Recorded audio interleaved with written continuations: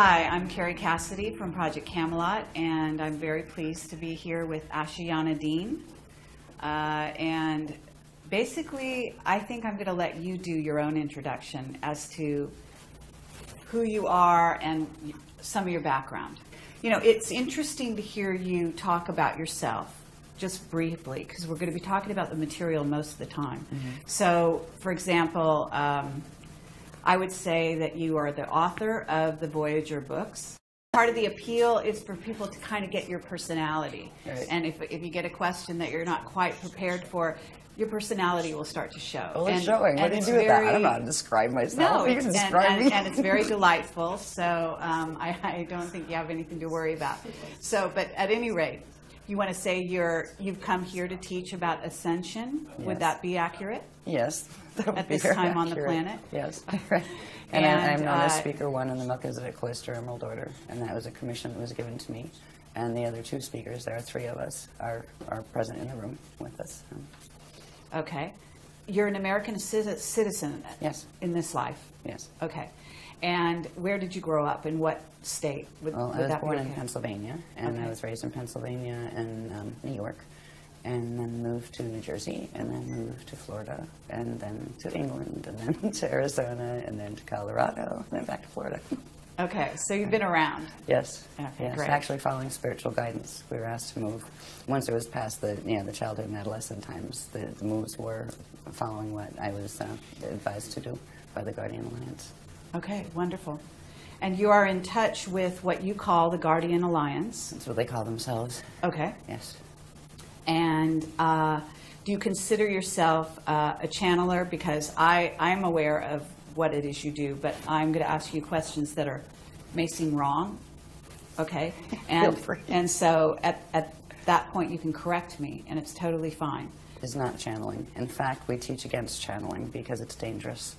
It is a process of electronic data streaming that it's quite sophisticated, but it doesn't work like channeling. Channeling involves literally another entity coming in and sharing a body with you, and that is not permitted in our teachings because it can actually damage your DNA. This is an electronic data streaming called chelantic transmission, and it is literally electronic data streaming, but interdimensionally, as opposed to simply on the horizontal like we do it here. And that is the way that the Guardian Alliance communicates with me and has since childhood. But they have also, in my younger years, I had both negative abductions with negative groups of visitors, and it was the Guardian Alliance that actually rescued me from those situations. And I learned a lot about why I had the experiences. It had to do with the contract I came in with, that it takes most people quite a few years to wake up and realize what they came in to do, what they birthed in to do. And that was why I had the issues with with Zetas and things like that when I was in my younger years. By the time I was 12, the Guardians had begun teaching me for the commission that I later learned what it was for Speaker 1 for the Melchizedek Cloister Emerald Order. And once that became clear, the experiences weren't frightening before they were frightening, the abduction experiences. And the ones with the Guardians weren't, though. They were very different. They didn't involve little grays, and they didn't involve spaceships. They involved literal teleportation through Merkaba vehicle and those kind of things. So it's been a colorful way to get to the point where I am here teaching the material that I'm teaching. It's been very interesting and colorful. In the first few years, I was required to speak about that a lot. That's why I don't like to speak about myself anymore. I'm honestly bored with the subject of me, right? Because the first few years that we went public with the books and everything, it was all about me and my story, and I'm tired of my story. It's out there, go read it if you want to, but this is the interesting stuff, the information we're teaching. So I totally honor the fact that you've told your story many times, and it is out there, and so I do encourage people to go out and investigate her background, to watch other audio and video presentations she's done, because they're excellent, and I have watched a few of them, and I'd love to watch more. And she's an excellent speaker, and so I do encourage you to investigate if you're watching this. So what I'd like to do from here is really get into what the agenda is of what we call the service to self, or negative-oriented ETs, visitors, what have you. And then if you could talk about that, and then if you could also talk about what the positive side, service to others, is doing, what their objective is in being in contact with us here, and so on. So that's where we want to go. Okay. Do we have to take the short road, or can we take the more interesting road? Let's take the interesting road. Okay. Because the interesting road, by the time we get to answering that question, will make a lot more sense. And the interesting road does have to do with some of the other questions. When we'd asked you that, just give us a few questions or something that you're planning to ask. You'd listed a couple things like, Ascension mechanics, the human race and where it's going and this kind of thing. There is a way to explain this. We've been working for 10 years. Every workshop, this is our 84th coming up, and every one is new information.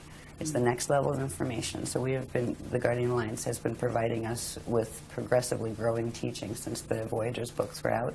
Very, very technical teachings on Ascension, on stargates, on understanding planetary stargates, galactic stargates, universal stargates, how they all work, what the process of Ascension is, all of this thing. In understanding some of those things, like what is a stargate anyway, what is Ascension anyway, right?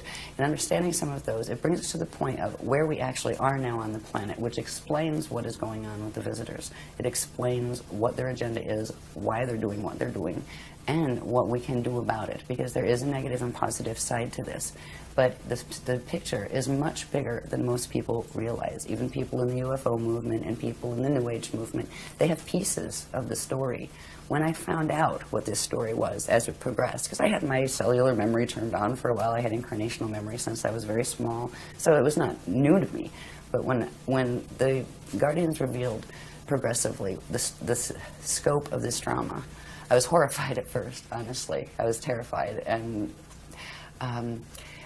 moved past that to the point of realizing, wow, I mean, it is so tiny, the little dramas that we're worrying about here. This is much, much bigger. And the reason the information is important now, I mean, for 10 years, we hardly did any media at all. We didn't do interviews. We had a couple little interviews, and we turned down a lot of radio interviews and that kind of thing, because we wanted to kind of just fly under the radar and do our things. We do our workshops. People come to our workshops. We didn't heavily advertise them. The reason why we're coming out and speaking now is because the Guardian Alliance has asked us to. They are on now what is called Official Disclosure Protocol, because of things that are occurring. 2012 is very important, and so are the periods right after it. To coin a phrase from Anderson Cooper's show, Planet in Peril, yes, to put it mildly. So if I can explain some of the things that are taking place now in a certain, it's a sequence, and you're free to interrupt at any point. Okay. Right? But it will help get a little bit to the more full understanding of what are the visitors up to, what is their agenda, and where are we at with that situation. It'll also include the information you said, what about the stargates and what are the status of those. It will show where that is. Right. And it's like the quickest sequence you can do, right? This has been 10 years worth of work. Now we can look back and see what this is all about and see where it's going. So if you don't mind, I will put a couple charts up. The first thing I would like to do, if we're going to talk about what is happening on the planet now, it does involve Ascension, and Ascension does involve stargates, but what is Ascension anyway?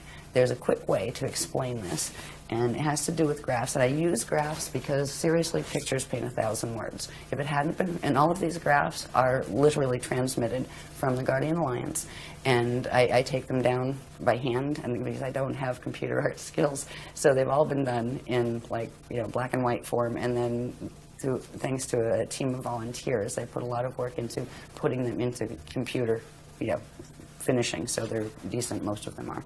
You can tell the ones that are still the ones I did on a photocopier, with a photocopier.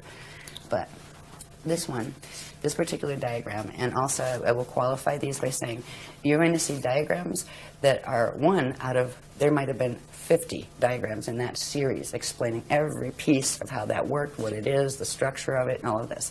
I'm just going to show certain diagrams that will show structure, because structure is important. Science here is getting into quantum physics and all of those things, and maybe there's dark matter and all these wonderful maybes.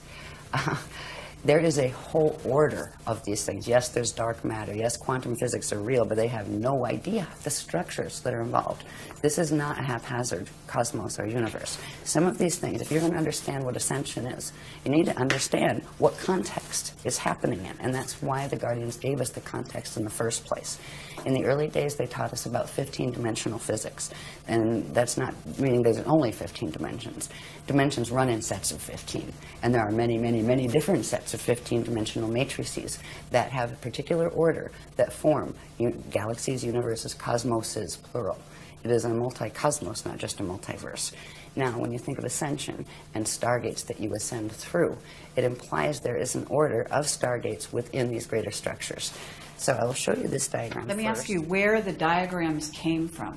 In other words, are you getting, you see you're getting this sort of a data stream electronically, and when you say that, I am assuming that you're visualizing, maybe you're getting a visualization. No, I just see them. Okay. Yeah. And then how do you transfer them onto the paper? How do you, you draw them? Really? Okay. I'm known as the whiteout queen. Because a lot of times they'll come down, like one diagram like this, that's all like, looks like a single thing. There'll be like 6 different images on it.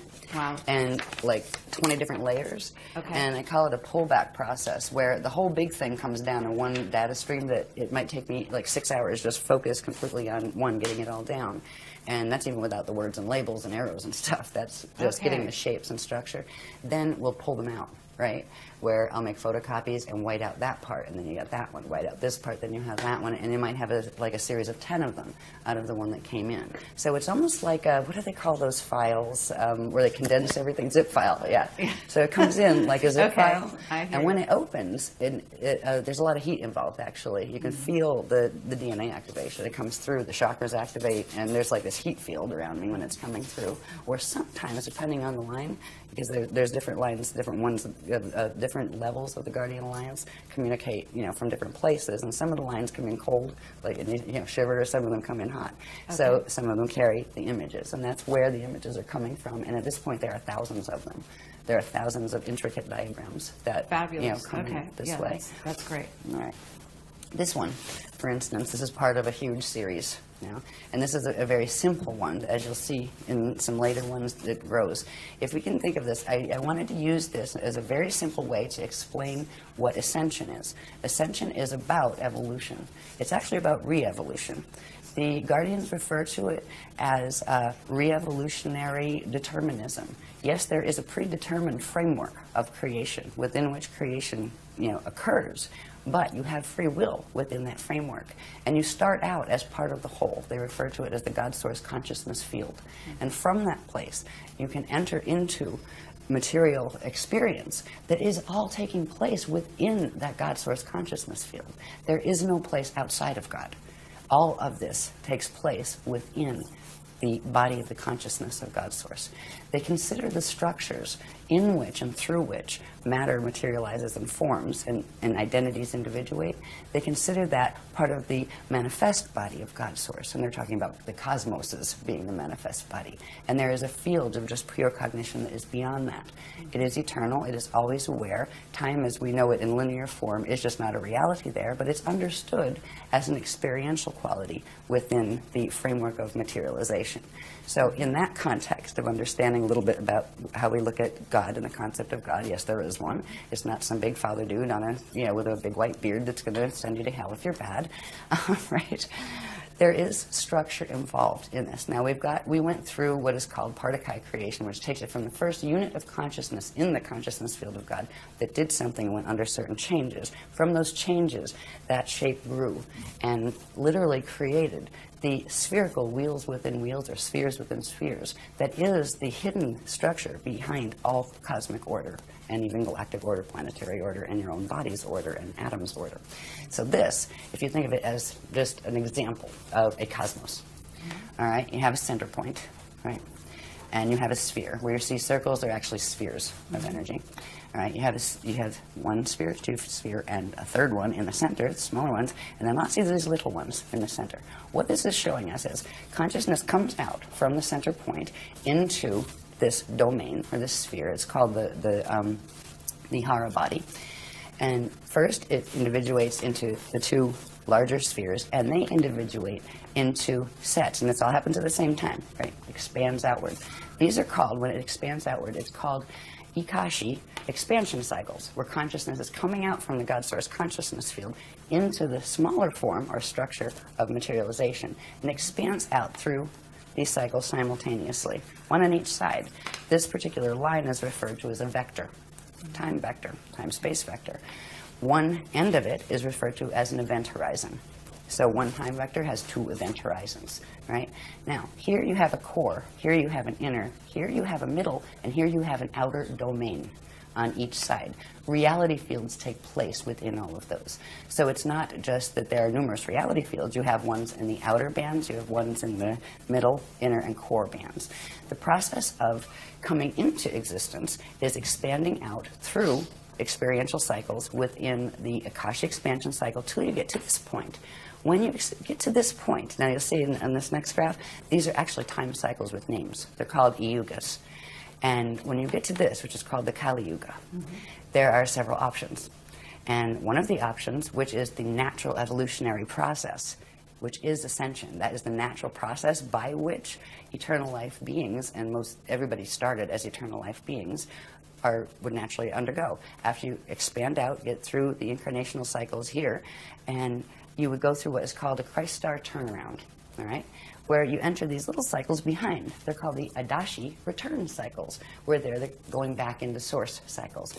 This is the process. When you expand out, at this point, if you were able to make this Christ star turnaround, your atoms will actually transfigure into eternal life light atoms.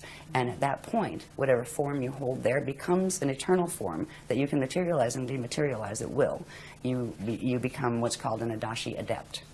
And some people call them ascended masters, but that term is terribly abused on this planet, so the Guardians do not like to use it. The Adashi adepts are the ones who have made it through that change, and they are now what are called Ashayana individuals, which means they are eternal life and they can manifest, demanifest at will. When they go back through the cycles, go back into center, and they can actually rebirth as collectives, like as suns and those kind of things. It's an amazing process where a being that, say, is a small, like a human being, can actually evolve, re-evolve, to go back into the state of even being like a sun or a star. And it is an eternal process. There is no death involved in that process. That is the natural process for life forms. So when we're talking about ascension, it is about doing the natural re-evolutionary process. But that is not happening on this planet. When we get to this point of the Kali Yuga expansion, there are other things that can happen too. There are certain qualities about the science of ascension that are very, very much about physics. Right? And there are consequences in physics. If things are not working well on a planet, it affects the body of the people who live on it, and the animals who live on it, and the plants who live on it. And if certain things are not working well in the body, the DNA does not function properly, the body will not produce the chemicals, and a particular one called celestaline, that is required in order to allow the atoms to merge with their antiparticles without annihilating. That allows particle and antiparticle to come together. They shift angular rotation of particle spin, and you can literally turn into a radiation wave, and that's what it means actually to go into full Merkaba and be able to go through gates. That is the process by which you go through stargates. So if we talk about ascension, it is the natural process of being able to expand out. We were out in the Kali Yuga cycles, finally we're out here. Now we have choices. We can ascend, or if we get stuck here, there's another path that we can take. It's called the Kali Rama path. It is the path of step back. You can go back here to the stage before, and then have to rebirth out again into the cycles in the outer domain and it's almost like a restart. Do it over again. So hopefully you know, fulfill all your ascension codes. It's what it's about. It's about activating your atoms to the point where they can fully transfigure. And if you can do it in a cycle again, then you can ascend again. There's another path that can occur here. There are basically three paths. The other one's called the path of Kali Dima. That is the path of fall. That is where you get stuck here. You can't step back and you can't go forward because of the choices you are making in your life that are affecting directly what your DNA can do, and what consciousness you're aligning yourself with affects the frequency that your body is able to carry. And if you get stuck here, you will reincarnate in this cycle until the quantum you came in with burns out. And then you will do what is called a space dust return, where ashes to ashes, dust to dust. You will come to a point where you don't have enough energy to reincarnate into another body, into another time cycle.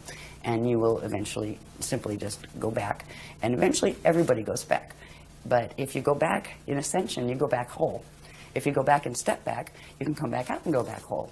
But if you do the fall path, you do go back eventually as space dust, where your body dies and your consciousness can no longer hold together, and it fragments and just becomes part of the local environment.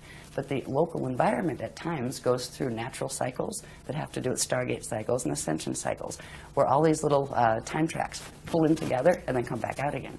At that point, anything that gets stuck out here gets drawn back into the center. So this is why God's Source doesn't look at it as losing anyone in the fall path. It's the experience of you losing your connection with the universe that it's really about. So to get to understanding Stargates and everything, I wanted to explain on this simple diagram about the cycles that we are in, because right now we are in that Kali Yuga cycle, and those three choices are facing us very much now, and more than they might usually, because this planet is in the middle of a drama that people here have forgotten, but they knew during the Atlantean periods. They knew 10,000 years ago what was happening here, and we have forgotten that knowledge. So anyway, let's go to the next diagram. If I spend this long on every one, we're going to be here for 6 years. Yeah. No, that's actually very helpful, and I think that was very clear. So. Sorry about the cough. Thank you. That's okay. No problem.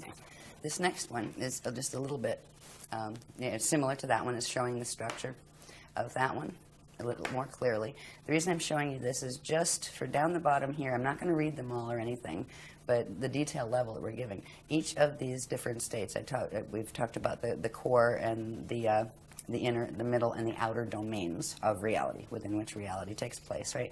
They each have a different state of matter, a different type of matter, a different density level of matter, and different states of consciousness that go with them. So I just wanted to point that out. So when we see this diagram, we're seeing the three, the Kalihara, it's called the Kalihara system, and we have the Hara bodies, and the space-time structures within the Hara body. So these are large energy structures that you don't see. And you don't even see these. You don't see, you're not walking around in your field counting your little balls, right? But they're there.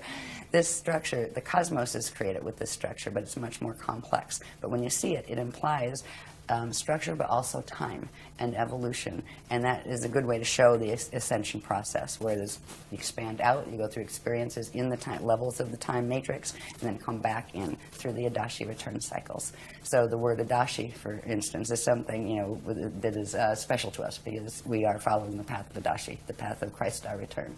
When I use the word Christ star, by the way, or any of the words like Christ, or anything like that, we spell it with a K. It's either K-R-I-S-T, sometimes we use shorthand, or K-R-Y-S-T. There's a reason for that. It's not because we're basing everything on the Bible or anything like that, nothing against the Bible, but it's spelled with a K because that's how it originally was, and what it refers to there's 7 syllables to it. We often will just shorten it to 5. It's the first 7 audible sound tones of creation, and they are ka, ra, ya, sa, ta, ha, la. And we also often just shorten it to, ka, ya, ra, sa, ta, Christ, right? So that's where we use the word Christ. It has to do with the sound tones, the vibrations, the first audible sound tones when we get into first particle creation. Before all these structures occur in the cosmos, there are certain things that happen on a very, very, very nano-micro level that the first what would be audible sounds or audible vibrations, and that is why we use that word Christ. So that's where it's coming from. It's not saying, we're Christian, that's which means we're not this and we're not that and we're not the other thing. It's something that belongs to everyone, in every language. So anyway, that's just another version of showing the same structure. This is part of a much larger structure. It has to do with stargates. So we'll go, because what the drama that's happening on the planet now with the visitors and all of that has to do with stargates. It has to do with ascension, but it has to do with stargates too, and who's fighting over them. So the next diagram, this is called the Illumeridana spirit body. And the reason I'm going to show you the spirit body structure, this is a diagram that has many purposes, but if you remember that last diagram, this one is a bit more detailed. It is still showing structure. This is a simplified, and each one of these pieces and flows and all of the different elements of this have been analyzed. There's like 100 graphs to this sequence. What it comes with is the structure that is referred to as the Illumeridana spirit body, which is different than your light body structure, different than your atomic bodies. Yeah, it's part of that structure. The cosmos has this too. When you see these little petal things, these are actually flows of energy. Okay, now think cosmic right? Inside of this, you have the Hara ball structures with the time cycles moving in and out of this. But if you notice here, there are 12 points on this. There are 12 petals. Each one of those would have a line running down it that comes out the other side, right? Each would be a vector line. So you're not just dealing with one vector where you have 2 event horizons. You're dealing with sets of 6 vectors that form 12 event horizons. And there's more than that too, but that's the ones you can see in this diagram. The spirit body structure is built on this particular structure. And these flows here, you have some of the outer flows that are called the lotus flows, those later ones in the pink. And then these little things that you can see part of, they actually go all the way down to the core, but then there's another layer of them here and another here. These are called the core flows, or the Navajo flows. The Navajo word has to do with a particular part of the creation cycle that is the first, where the Partikai units, which are the first units of consciousness that materialize, are actually born. It's a word that has to do with the Navajo cycles. So these are called the Navajo core flows. This has to do with stargates. All right, the next one will show you these stargates. Now, if you take the circle away and the ball structures away, and just look at the flows here, again, we have those outer petals, we call them the lotus petals. We call this the living lotus. Okay. Right? And these are the natural core flows of an eternal life creation, which means energy flows out, but it also turns around and comes back. It just doesn't flow out and expand until it destroys itself and burns itself out. That's what science is watching happening to this universe, because it's not functioning normally in our local galaxy. Anyway, stargates. These structures, these flows, now this applies to a cosmos, it applies to a galaxy, it applies to a planet. The planet has a structure like this, and it applies to our bodies as individuals. It applies to atoms, actually. They have their little own structure of this. Each one of these core structures, core flows, represents a stargate that has particular structure. When you look at it on a planetary level, they are literally points on the planet that interface with these energy flow systems that connect into core. And under certain conditions, they activate, and they literally allow space, time, and matter to turn into radiation and pop up somewhere else. They are passageways. So you're talking about 12 major stargates? There are 12.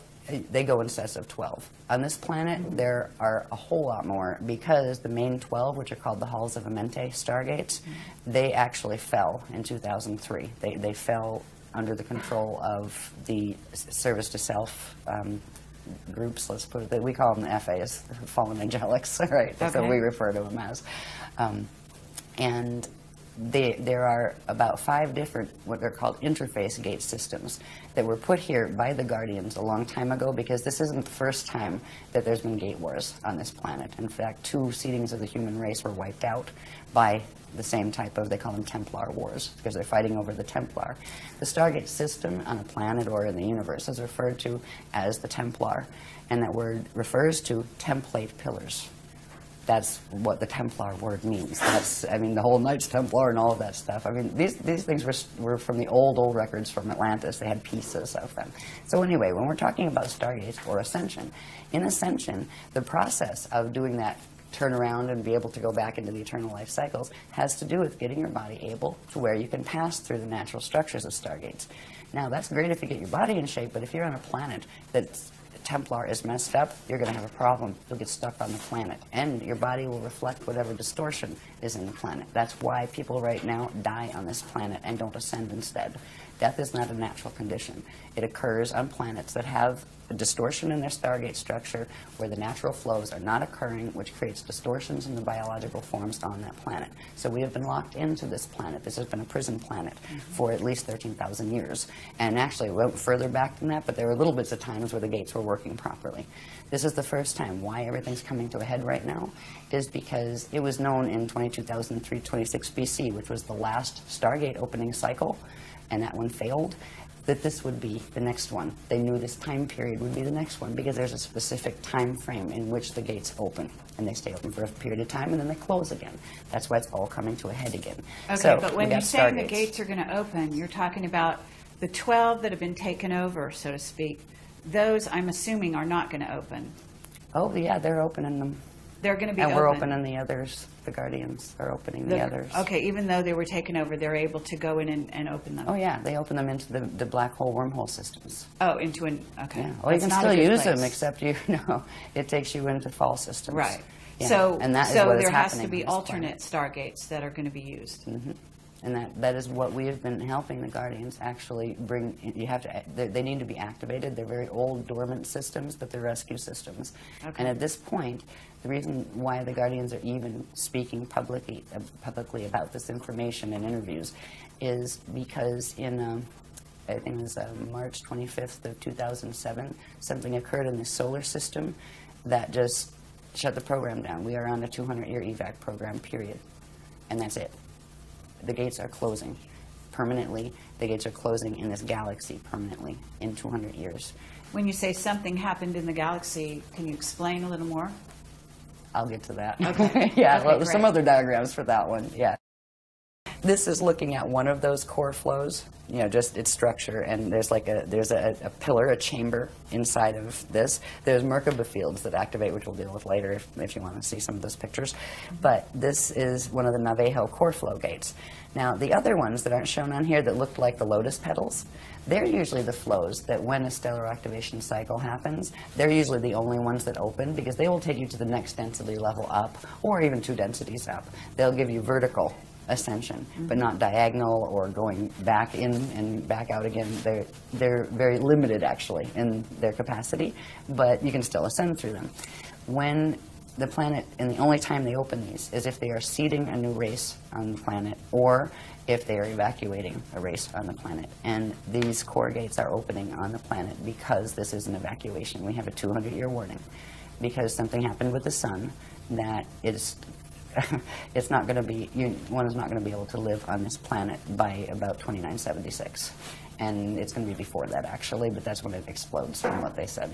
We're in a timeline, and we're stuck in a timeline. Voyager's mentioned it, that if we didn't make certain changes with the stellar activation cycle and reach a certain level, we were going to get dragged into a probability alignment in which the planet literally exploded because of the mechanics that were occurring with the Zetas and different, intruder races. And that is a probability line we got stuck in. And that's why we are on an evac order, and that's why we're speaking about it publicly. There are things we can do. It's not like, the world is ending. No. In fact, this is really good, because what could have happened in 2012 isn't going to. But there's certain ones that really want these things to happen, and I will talk about those a little bit in a little while. But this is the core gate structure. And it's, it's very detailed. I just really put these up not to read every little thing to you, to let you know and to let the public know that they are there, and the sophistication of this material. This is why I talk about me. I'm not important. What's important is look at this material. It blows my mind. Yeah. I look and the breadth of it. I mean, it covers everything from stargates to biology to cosmic structure to pre-particle physics. I mean, it's an amazing body of material. If this wasn't serious, they wouldn't be giving us this information. So anyway, that's core gate structure, and they are activating the core gates. If you want to see how a core gate would sit on the planet to get an idea, this gives you an idea. That's just like a landscape painting behind it. It's actually a mural that I did on my wall in the house in Arizona we lived in. But it shows, right, here's the sky, and here's like, the land, and here's like the subterranean levels below the land, and going down to the core. It shows how these gate flows work when they're open. And there would be 12 of these on the planet. And when you would pass into, you wouldn't see this thing standing in the air. There would be a certain field, and only if your DNA was keyed to it would you even know it was there. If your DNA was not activated to be in a co-resonant energy form with that structure, you'd walk right through it, past it, not even know it was there, and you'd still be in the same place. But if you have certain things activated in the body, in the DNA template, in the light body, in the spirit body structure, etc., in your anatomy, you would be able to see it, and you would know where to stand in it, and you would know what to do and how to breathe, and you could use it and go in Ascension. Okay, so the 12 stargates that we're talking about, which have been interfered with, let's say, they're located at certain places on the planet, physical places. Yeah, okay. The outer ones are the ones that fell. The core ones won't fall. Ones won't fall. No, okay, so those are the ones that are, you say, ancient, that are being reactivated, as you call it.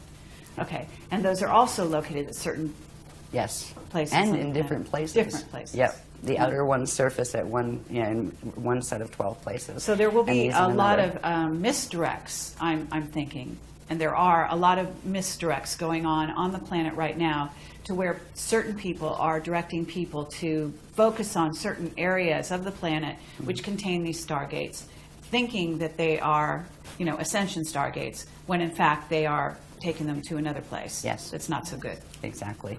Okay. Yeah, what they are being guided to false stargates. So they're not called stargates, they're called wormholes. And wormholes Okay. lead to black hole systems that are finite life systems. And right now they are feeding on our living system and killing it, basically. And that is why the intervention is happening. That is why the Navajo core gates are being opened, because we didn't stand a chance in this one. There was planned by, let's just say, the negative ETs and visitors, that there were 5 other occasions that extinctions were launched on this planet.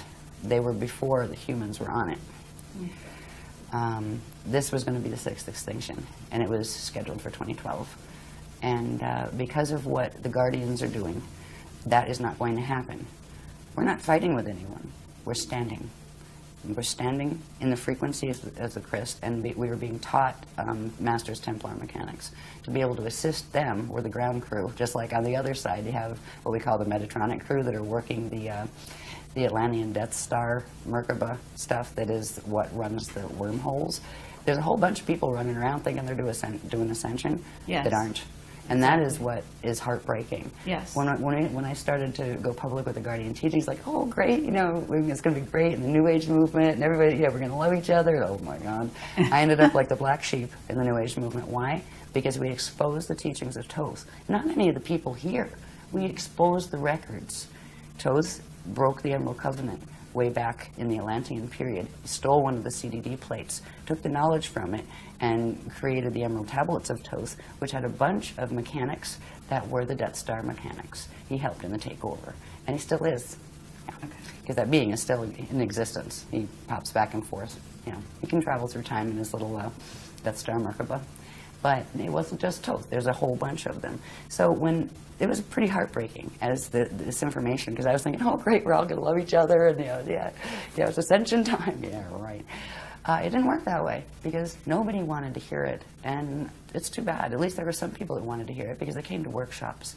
And the thing is, we asked the people that were teaching the other stuff nicely. So why don't we just have a public discussion about it? Seriously, we'll each put up half of a room cost and invite free to the public.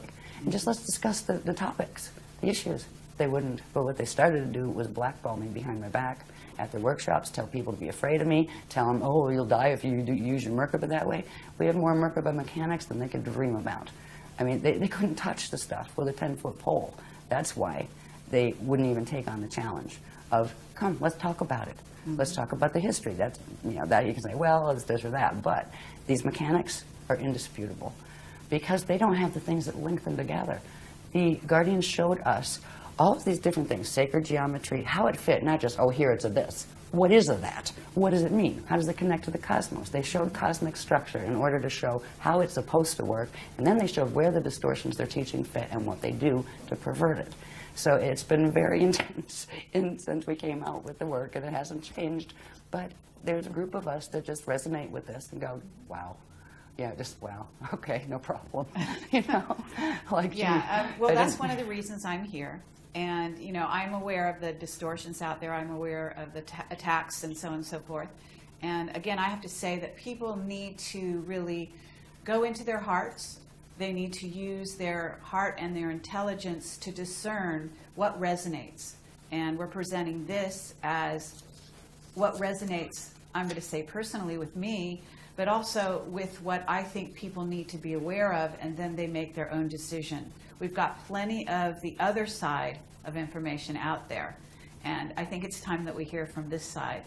And so, I really want to thank you for making this opportunity possible. I do want to say that there are a lot of people out there that are following the wrong path, and if there's a way that you can also talk about the distinctions so that they can be aware, like if you get this, you might want to question more the path you're on.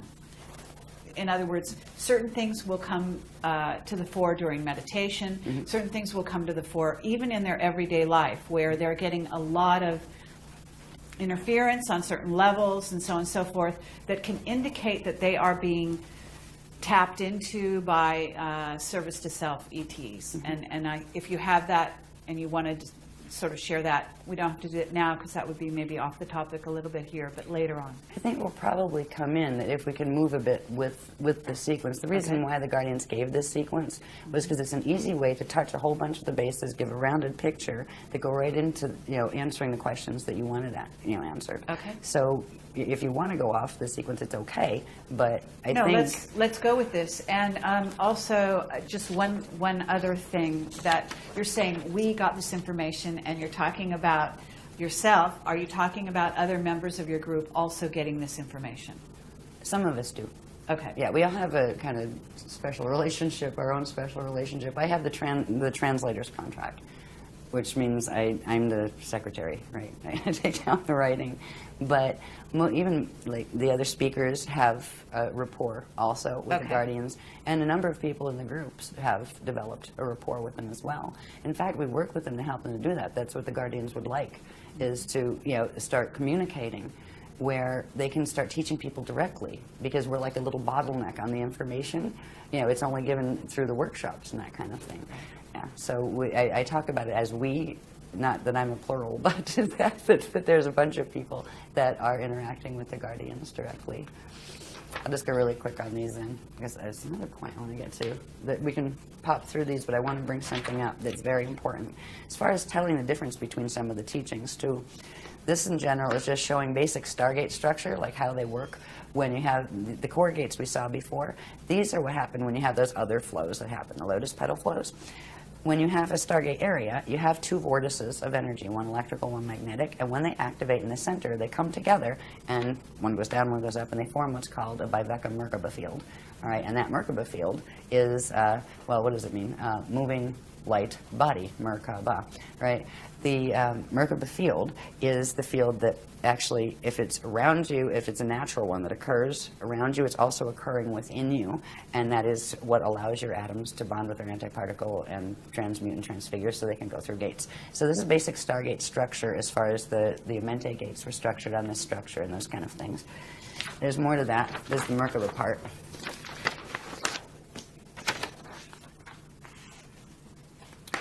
All right, there's the two vortices, right? And this is when they come together to form a Merkaba field. Now, this is a Merkaba field that's just done with vortices. These get more specific where they have fins, where they're actually like three-sided pyramids that move through each other. But I just wanted you to see the basic structure of when Stargates activate. These Merkaba fields, which are vortice fields, activate within them and also within your body and around your atoms and in your atoms. This thing here is something that I would like to point out. This is called a Kathara grid, light, sound, one, Kathara. It is literally the radiation template upon which everything in the eternal life systems are structured. It is the first creation template, and it has very, very specific proportions. Some people say, oh, it's a tree of life, but actually, if you look at it, it isn't. It's actually the tree of eternal life.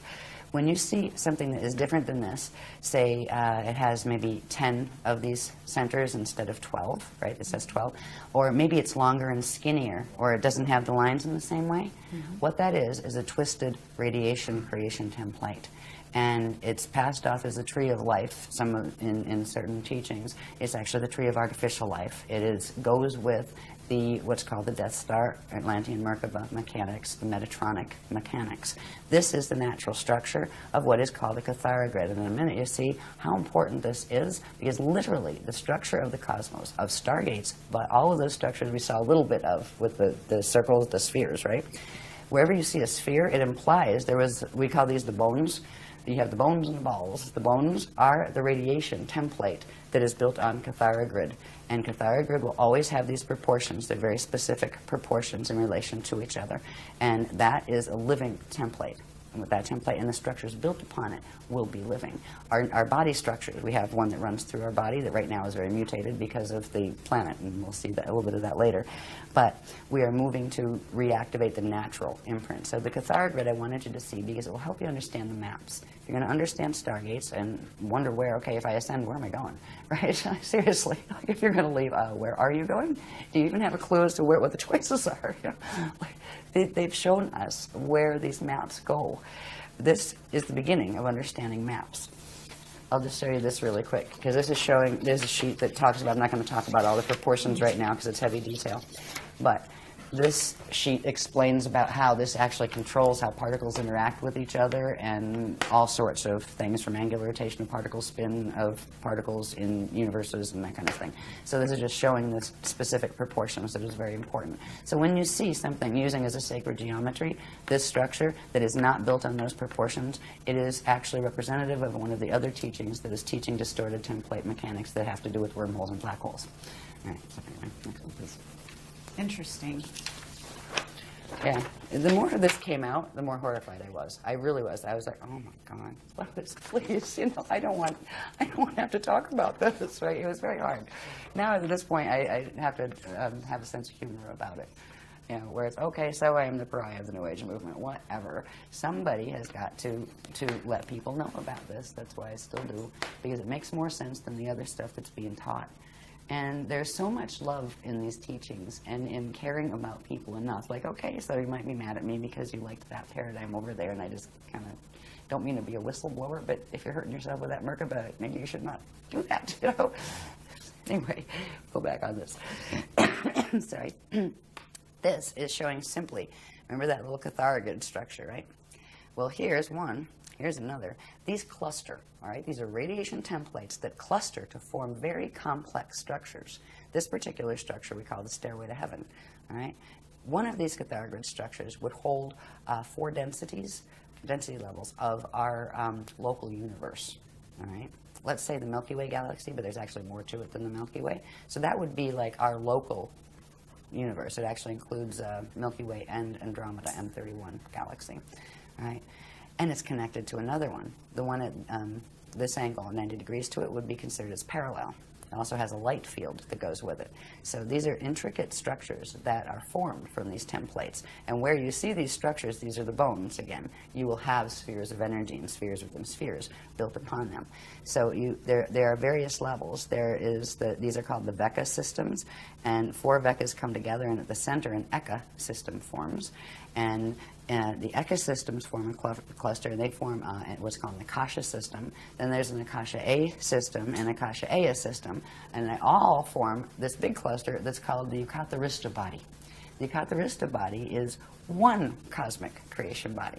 Now, our own personal anatomy has these levels to it. All right, they connect to those levels of the cosmos that we were born into. And full ascension is actually turning back on in our atomic structure all of the frequencies involved with all of those spaces. So we're down here in the Veka worlds. The next thing is we have to move up into the Eka, and then from the Eka, this is the long way to ascend, by the way. That's when the gates are working well. So the normal way for ascension would be you would work your way through re-evolution through the Veka system up the densities. We're in density 1 here, we'd work up to density 4, then we'd go to the Eka level, and you're growing and getting lighter, and your matter's less dense, and you're getting more control over it, and you're getting more consciousness, you know, more God consciousness and that kind of thing. And then you would work to the Akasha level, and then you would work to the Akasha A level, and then the Akasha A level until you got up here. At any one of those points, you could experience the Christ star turnaround, and it would take you to the next level, right? Then there's a quick way to ascend when it's an evac, which is an evac situation, and that's what we have, where these are called harmonic gate systems. It implies that it's built on a system of dimensional harmonics, which means you have to take them in sequence harmonically, one by one. It's the slow train, right? There's something called the transharmonic continuum that actually runs between them. It requires a very specialized type of Merkaba vehicle and accelerations in the light body and spirit body anatomy to be able to do it. But those core gates, which are also the Navajo gates, they're also called the spanner gates, they are able to do that. They are transharmonic, where they can actually jump the scale. So you could jump from here to here, or from here, you know, to there. So you can move, you have more liberty of where you can go in Ascension when you ascend. You're able to actually, you become a time jumper, basically.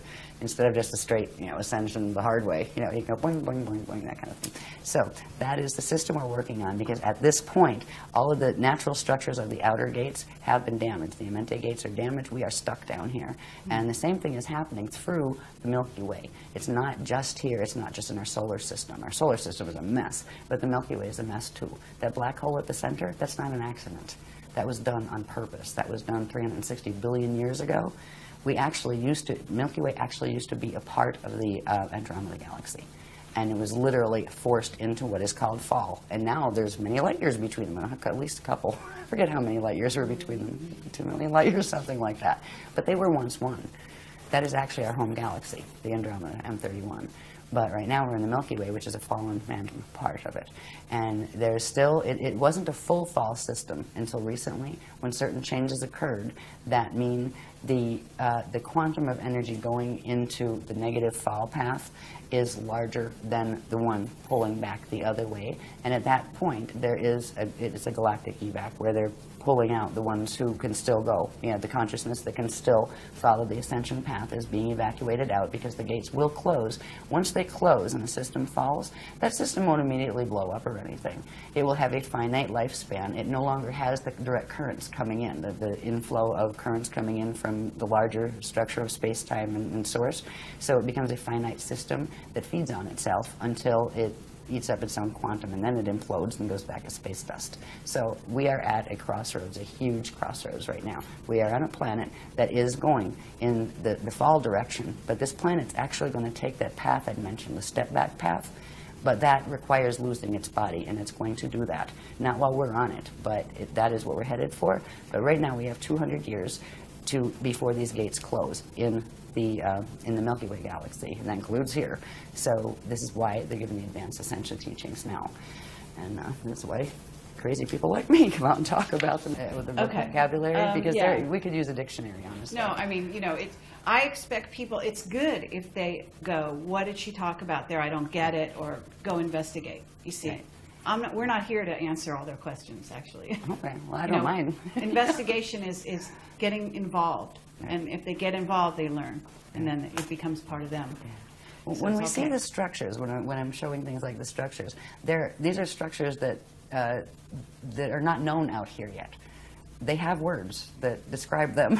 They have names for that structure. That's a Hara body, or that's a Yucatharista body, right? Or that's a Veka, and that's an Eka. These are part of the actual templates of the layers of creation, going all the way back up into expansion, into God's source consciousness field. They are the literal bones of our space-time orientation. So they are time references. When I talk about a Veka system, that is down here, closer to where we are in a Veka system, right? When you get up to the next level of ascension, there is the Eka system, which is at the core of 4 Vekas. Then you get up from there, and you have what's called an Akasha system, which has a set of all the smaller ones inside of it, right? And then an Akasha A system, and then you go up into the Yucatharista system, which is really, they are words to describe things that make perfect sense, to the people who are describing them, the guardians. They're words in the ancient, what's called Anahazi language, which was the first spoken language in this time matrix. So a lot of the language that is used, that it's like, what is that? It's translations from those languages. Okay, does Anahazi relate to Anasazi? Actually, it does. Okay. The Anasazi were connected to the guardians, actually. So did they ascend? Is that why they disappeared? Some of them did. Others, they were actually raided, from what I heard. They were raided and overtaken by another group. And some of that other group became Anasazis as well, where they became violent. And the original ones weren't like that. And yes, some of them were evacs locally, is what I heard. Okay. The Kabbalah is got to be, I'm going to just say it here, to my understanding from what you're telling me, is that Kabbalah is not the positive ascension path. I would put this way, in relation to the Kabbalah, or the Bible, or the Quran, or any of the texts that are out there. There are elements of truth, all of which came from the original teachings that were on this planet. There were 12 legions of the Christ, 12 bodies of teachings that went with the CDD plates. There are pieces of those that have wound up in the religions of today, and there are distortions in all of them as well, which means they all carry a mixed path. Okay. And the way to tell, it takes a while to develop the sensitivity, but there is something inside and visible of everything, be it a cup or a cosmos or a set of letters written on a page. There's something called an encryption. An encryption is this very specific radiation signature that is underlying. It's in the dark matter template. When you get to a certain point in DNA activations, which sensitize your inner senses in your body, you can know with direct cognition. You can read a sentence and know which part is taking you in which direction. Mm-hmm. So anything, like the Kabbalah, there are some beautiful things in the Kabbalah. And they also use a mutated tree of life because they don't remember any different. And they were tricked. Just like there's a lot of great things in the Christian religion that are, you know, true to form, and a lot that aren't. Mm-hmm. There's been trickery ever since the Atlantean periods here. Well, there was before too, but that was the big showdown for trickery. And what we have now are the trickle-down ideas and piecemeal memory and piecemeal history of what could be salvaged from that time. There's a reason we don't remember. We'll get into that a little bit when we get into that stuff I talked about at the end that was important. But our stance isn't to make any of the other paths wrong. There's only one that we actually will stand against. If they're directly teaching Metatronic Death Star Merkaba, we have to address that. We don't address the people who are teaching it. We feel bad for the people who get caught up in that. I feel bad for anybody who's contacted by Toth. Because, well, I've known Toth in other lives, and I've known Toth in this life. And he once upon a time was a speaker, an Emerald Covenant speaker. And he broke the Emerald Covenant, and he decided to go with the Anunnaki races and go into a fall path and stole the technologies. And part of what he did is why this planet is going in the path it is now. So it isn't the people that, we don't blame the teachers of those things, or the people listening to channels and they don't know what the heck they're listening to. I mean, oh, great, it's cute and it's fun and it's lovely, and right, check its resume. But how do you? We're any of the religions, any of the New Age or the Old Age religions, there's good and there's not good in both of them. And it's almost like you need to feel out and to feel what works right for you, but don't limit yourself to just saying, oh, well, it has to be the Jehovah God, or it has to be the Allah God, or it has to be the this God or that God. You can call God whatever you want, but God doesn't really need you to call it anything. It is beyond gender qualification. We were created in the image of God, all of us. And that doesn't mean we are all male or all female. It means we are all living consciousness fields that have the potential of direct creation and eternal life. And that is what that line meant. So the Kabbalah is fine, certain parts aren't. Same applies to every paradigm that is, traditionally on the planet, and a lot coming in from the New Age, except for the Death Star mechanics. They're very direct, not sacred geometry. So did that answer that question? Yes, absolutely. Okay, Thank you. Good. We're ready. Where are we? Back to this. I just wanted to show this again quickly. This again is the diagrams we've used to show the structure of the spirit body with its flows and its core flows, and that's also the gate structures and all of that. It means that the cosmos has sets of spirit bodies. There's like lots of these embedded within each other, and we also have our spirit body. When I refer to our spirit body as part of our anatomy, it is structured in this same way. Okay? And we'll see in the next one how that fits in with, remember the Stairway to Heaven and the Yucatharista body? Right? Those structures are actually part of what's called the light body anatomy, be it on the cosmic level or the personal level. This is how they fit together. This is that Yucatharista thing with all those little interwoven cathara grids, right? And this is the basic structure of spheres within spheres from the spirit body, the cosmic spirit body, that all of those exist within. Every one of those little cathara grids would have a set of these, right? These become the spirit body, the 12 spheres in the spirit body that, remember, go in sets across a vector line, right? And at certain points, they actually pull in to the center, and that's how, at a certain point of expansion, you contract back into the center and go back into God's source. These are actually, this is how the Adashya Adepts, the ones who have achieved ascension, actually use these structures as maps. These are literal maps of how they judge. If you are here and you want to go to Cirrus B density 2, right, these are the maps they use to get there. They are the gate interface maps. We can locate ourselves on these maps. There's one that shows exactly where we are in the Milky Way galaxy, because we're actually M31 galaxy, but we're a part that's twisted off but still connected to it energetically. We can show our location. We can also show the locations where the black hole systems are that are interfacing here, that are messing with us now, and where the main guardian groups are coming from and where they're helping us. So these are literally maps. These maps then translate into, these are all probability fields. So you might have one, say, galaxy, and it's 12 different probable expressions. And they all of these are spinning, right?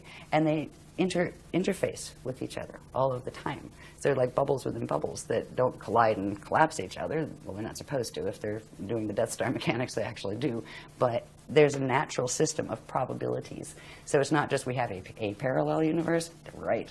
We have many parallel systems and adjacent systems and neighboring systems. And so this is literally the structure of the maps of the cosmos. These are the structures you use. Once, say, you get to the point where you can ascend, well, you have to first of all decide where you want to go, and then where is the map to get there. These are the maps. So I wanted to show you how those structures that are on a small level, our own multidimensional anatomy is structured that way. But on the large level, this is the structure of the maps of the cosmos. There is a structure that science does not know about yet. They have no idea how complex it is. Each one of these structures, they've taken it from the first little, they call it a particle unit, the first unit of consciousness, how that structure grew, each stage, right? So we have like hundreds of diagrams that go with these to show how the Cathar grid's all filled out, to show how these structures of the spirit body and all their flows filled out. Inside of the spirit body flows, which isn't on this one, they'll actually find where what is called the Hall of Records exists, what it is, the Akashic record, all of that thing. It's part of this anatomy structure. The planet has one, the solar system has one, the galaxy has one, etc. So these are not just interesting little diagrams on a paper. These are very practical. They're just as practical as a map you'd buy down at the gas station to get somewhere horizontally. Next one, okay, please. and isn't it true that we also have 12 incarnational bodies that have incarnated simultaneously that mirror the same pattern there? 1,728 okay, simultaneous. Your existence implies the 1,727 others. Okay. That are you. Okay, but forms. there is something to do with the 12. Yes, they're sets of 12. Okay. Yeah. Yeah, you have your first 12, then you have, well, it basically, it has to do with the density levels. We're in density 1 down here. Density 2, and you have your incarnate identity here. You would have a set of 12 incarnates.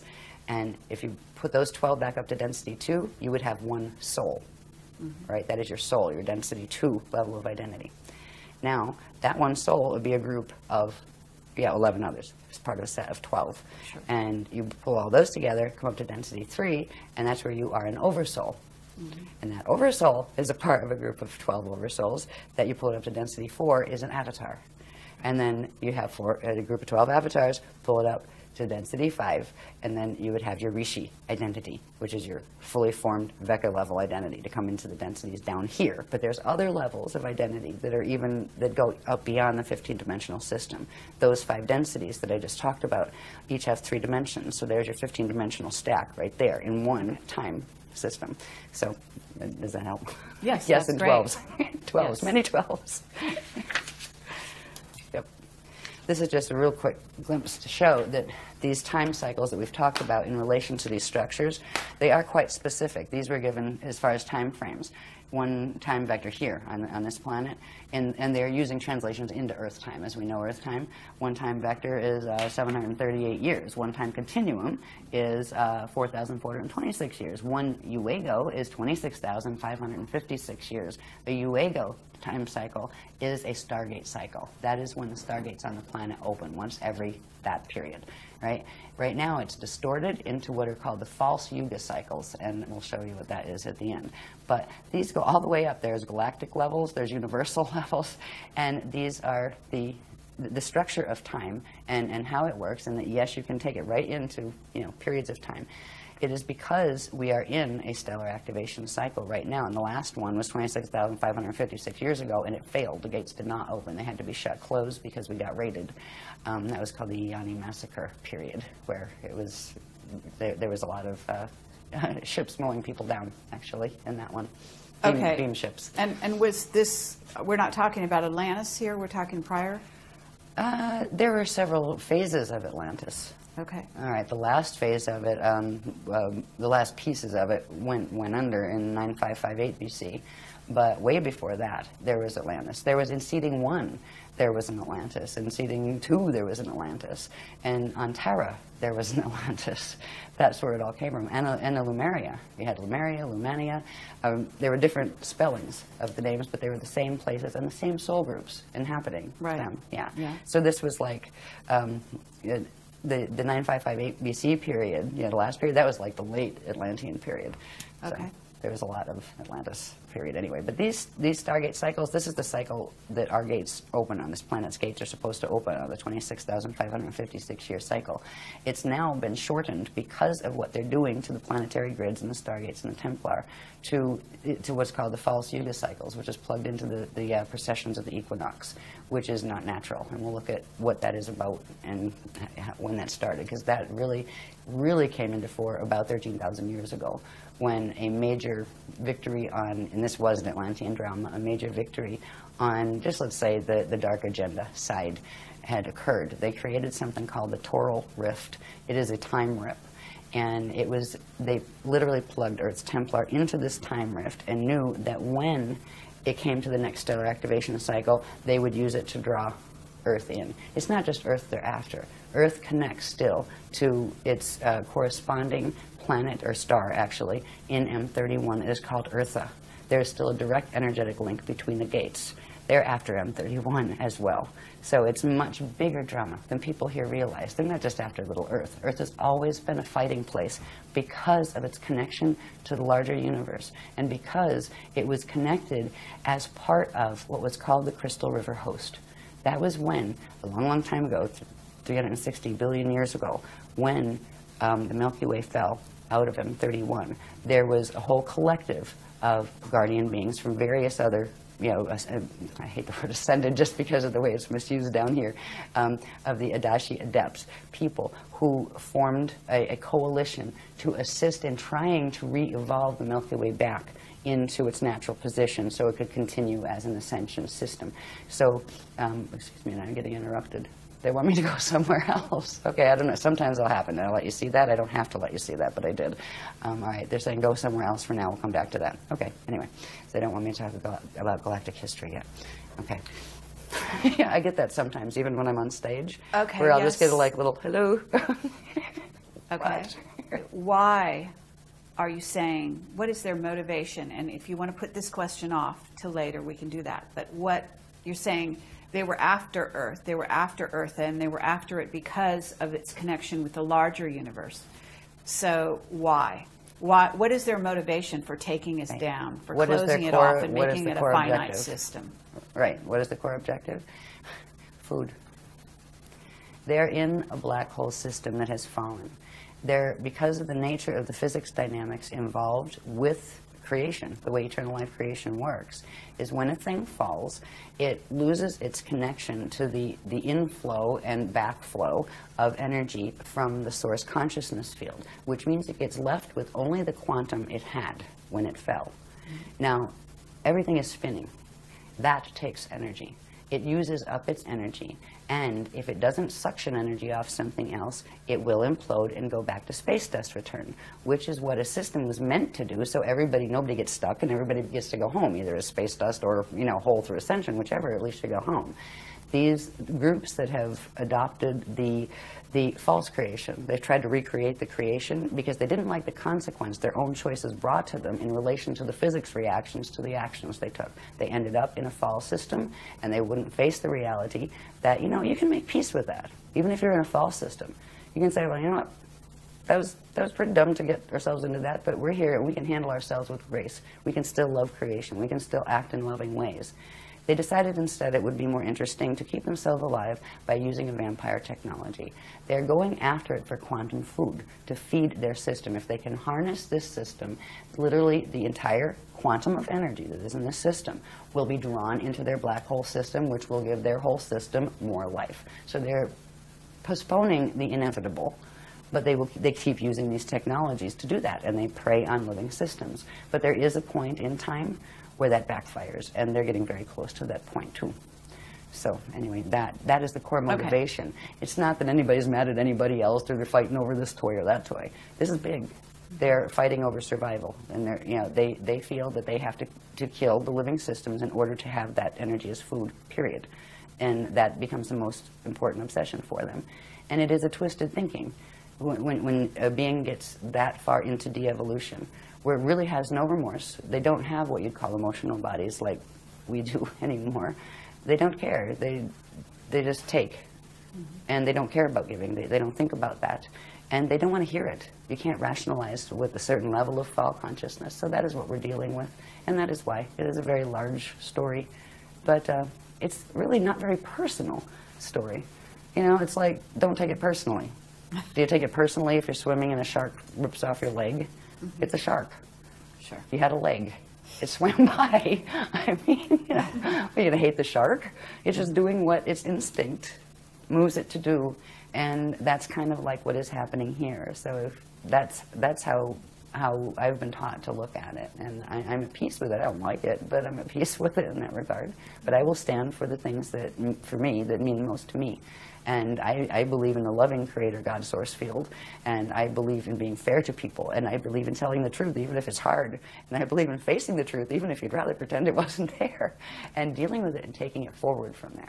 So anyway, those consciousness don't think like that, but that's what it means for me when I say, you know, we stand in the Christ. That's what it means. It's not fighting with these beings. You know, I mean, you can do that, but they're just engaging your energy anyway. But we do have to stand and work the gates here. Somebody has got to take care of the remaining gate potentials here so the consciousness can evacuate out within the next 200 years that is going on the upward swing. So, that good enough? Okay, yeah, very good. Tangents. So this is just showing the time, like there are literal translations into Earth time, and this would apply, like you could go sit on Venus or something, and then you could translate them into Venus time, which would be different, because time has to do with how fast things spin and all of that. You know, like, yeah, never mind. Physics of you know, how long your day is and your sidereal time and all that crazy stuff that I don't like. With all the structures and processes that we've learned that have to do with that structure of the spirit body and its hara centers, which are the probability structures that at certain periods pull in, right? And that's an ascension cycle when they actually pull in, and then a new creation comes back out. There are ways to track those cycles. There are ways to track from the point of conception onward how your body grows in cycles. And there are also ways to track an evacuation cycle, and they all can use this diagram. This diagram has to do with octants and specific ways the energy is divided up and within those structures that we've looked at. And this is just showing, it's called the load-out schedule from 2008 to 333 AD cycle. Now, it doesn't mean we get this, the gates are going to be open here until 333 AD. They're going to close over here in 2230. That is when the gate systems here close. But this is actually showing that, okay, once you get through here, there's certain stages. We made it through what was called the Kalihara celebration. We called it a celebration at the time after certain things happened in 2007. As we moved into 2008, if we did not hit on this planet a certain level of core vibration, we would have gone into fall right there. We would not have been able to hold a host. All the gates would have shut except the fall gates, and we would have all been stuck, and it would have, well, we'd all been extinct in 2012. That was the other side's plan. But we did make the vibration for the Kalihara, which allowed us to pick up into the host, which is called the Crystal River host. This has to do with a stream of energy currents that are coming in from a matrix that I'll show you later on the maps that are the high level of the Guardian Alliance. They're like the ones that wrote the books originally. They're like the small layers from our matrix. These are massive Messianic beings, and that means they're the eternal life beings, the ones who've gone through the Adashi return cycles, and so they're. Anyway, we were able to pick up the host, the planet was, where it could anchor those frequencies as long as there was somebody here to anchor it, and that is what our groups have been doing. We are, I mean, our bodies are energy, everybody's bodies are energy, and we're all anchoring something. And right now, the planet, most of it is anchoring the Metatronic currents. And there's a few people that just because they happen to have the DNA codes that they are connected with the Christ and don't know it, are just, going about their little lives, but anchoring it, the good currents anyway. But there are, I'm not aware of any other groups that are working at all with the Christic energies as far as the grid works they're doing. So we go around and we do grid work, and very specific grid work. You see these type of diagrams? Well, when we go to do like grid work someplace, we know what a vortice is, right? We know where to go. We know this information. We don't just go play like a planetary guardian like a lot of people do, unfortunately. Mm-hmm. People that are inadvertently anchoring the negative currents and opening gate sites on the the wormhole codes because they don't know, because nobody taught them the difference between them. So anyway, we made this into this cycle, and this is good, because if we didn't, it would have been all over in 2012. But we passed the Kalihara cycle. We're in this cycle period right here, right now, which we haven't come to the center point yet. That'll be 2027 when we hit this point in the cycle. There are certain energy changes that take place here, certain accretion cycles. Now, that means energy coming in cycles, right? These are accretion cycles where energy pulls in to a certain point. There are certain things that happen in each of these stages. So we are right here in this stage. This is the first stage of what's called the Kali Krista cycle. This is what they call this one, the Barda phase. And then over here, there's the Masha phase, I believe, and that's where you get the Ashayana word from. And the word Messiah was twisted from that word, the Ashayana word, in the ancient Atlantean teachings. That's an Anahazi word having to do with this cycle. And it's related. Is it related somewhat to Mahayana, Mahabharata? Yes. Yes. Very much. In fact, a lot of the Mahabharata texts were some of the remnants that had come up from the Mahabharata texts that were the translations of the CDD plates much earlier. Yeah. So anyway, we have to this point, when we get over here, that is 2047. I don't have it marked on this one, but this would be the point in this cycle. It would be 2047. And this is where something called an infold happens, where when we go back to remembering the vector line with the hara bodies on it, right? And at certain points they pull into the center and then come back out again. That is going to occur with the energy systems literally in the parts of this galaxy that can hold the host, including Earth, including our own fields. So right now we're making it through this part of the cycle. There's certain changes that will happen here. This is a point, that middle point, during which something called the Bardo chambers open.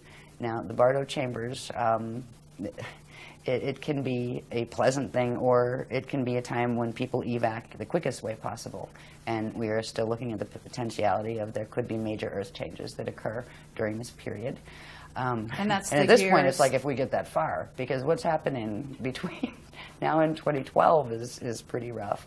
And what some of the other ones, like those who make wings, have planned for 2019 isn't too pretty either. So we're trying to help keep the grid stable and the consciousness stable just by working energy, as opposed to trying to go out and preach on anything. We teach what we teach. But there are this is a really bumpy period we're going through here because of what the service to self ones are doing. And they are seriously just trying to use this. They're trying to take our planet, forget about us, they don't care. They were planning to exterminate us in 2012 and just use it as torque to drag a whole larger system into feed their black hole. So when you have an objective like that, you really don't care. They don't care how many people are lost, but the Guardians do, and that's why we're still here. So we're moving through this period now. We're probably somewhere right about here, because this will be 2027. There's some rough spots coming in 2019 and 2022.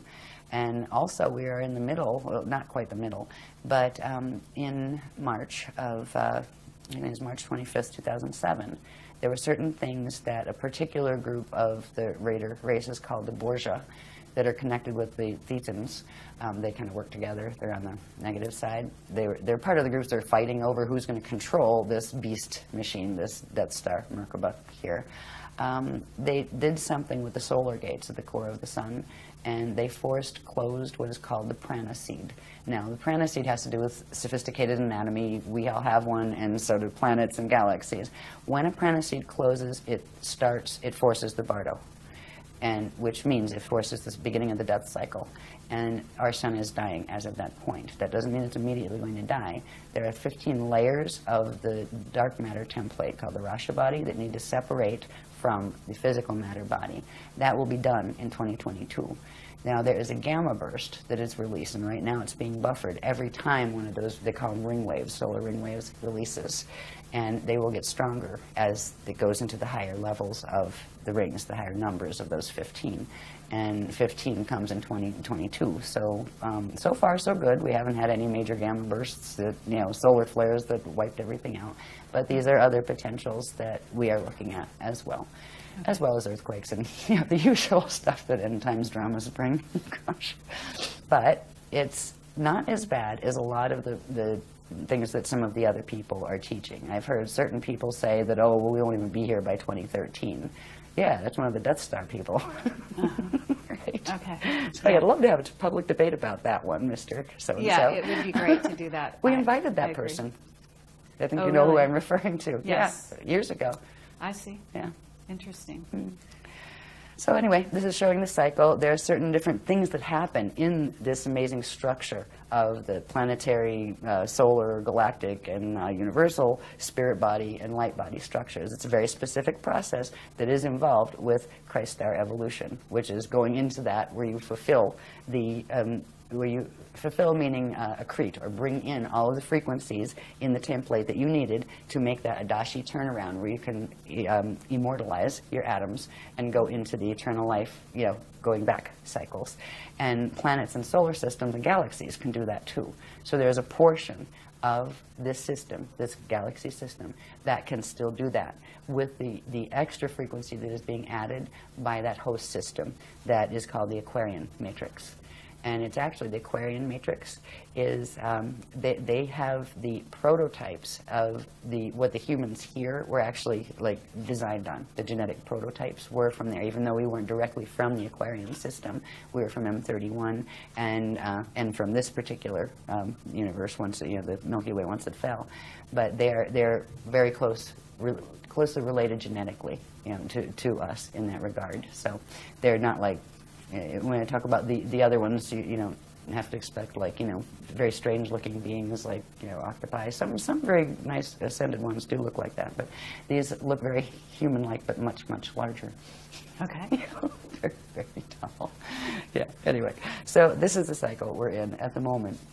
Now, this one's good. This will show a little bit. This is how we can start understanding these as maps. Yeah. That's a pretty colored one. I'm so glad people cared to take my black and white messes, right, like these, and do them properly on the computer.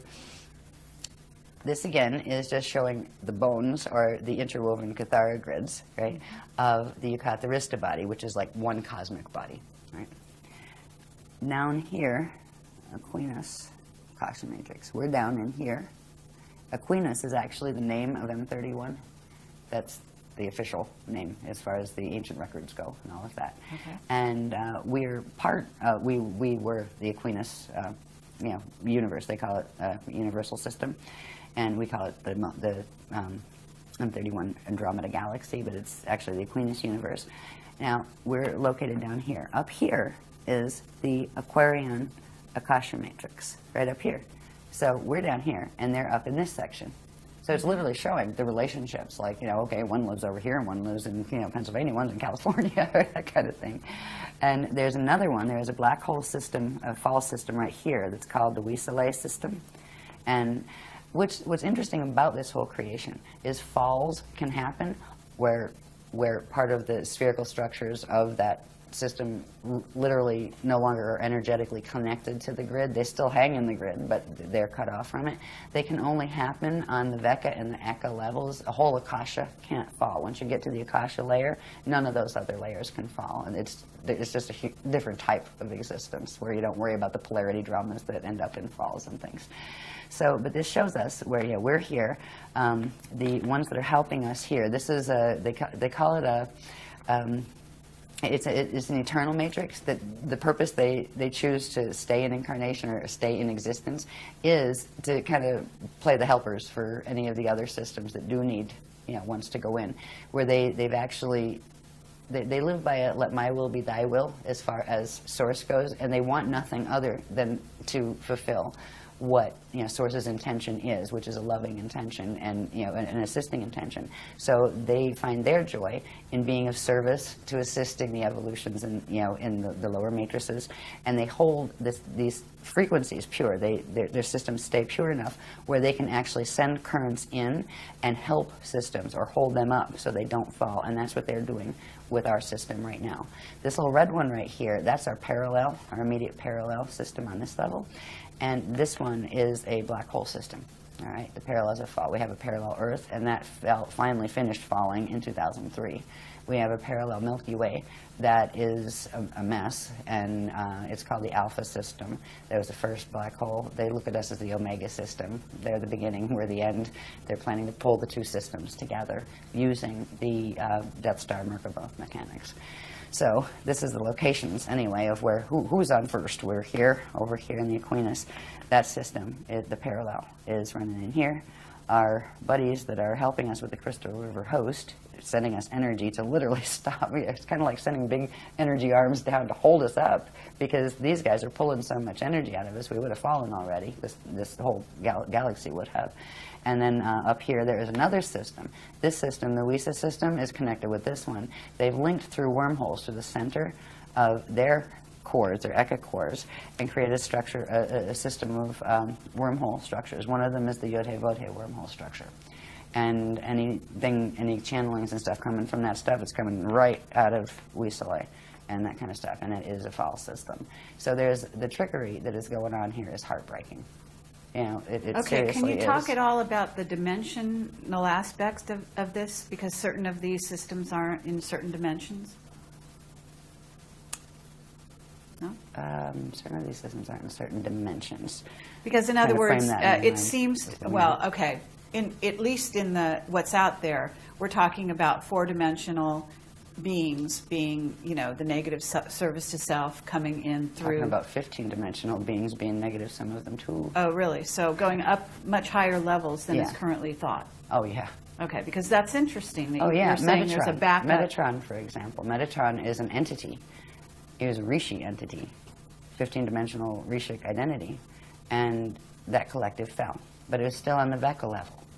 All right, when you get up past the Veka levels, because we have our density levels that are inside of a Veka level. Vekas go in sets of 4, and at the center is an Eka. All that stuff is inside of something called an Akasha level. The Akasha level can't fall, but any of the consciousness or the structures below that can. Okay, and what levels of density then are we going down from there? Each set of, each Veka, each Cathar grid, let's say, those little structures that you saw, each of those has like 4 density and implies a 5th density when you cross through the center. Whether you find that Akasha on the lowest densities in the Vekas or up in the highest in the structures of the Yukatharista body where it can't fall, it's all consistently, there are 5 densities and 15 dimensions to each set. They have different types of matter and different density levels of matter. Some are heavier than others and that kind of thing. So, but that part is consistent from the smallest all the way up to the largest. It is just the fineness or the refinement of the matter type changes as you go up into the ones that can't fall.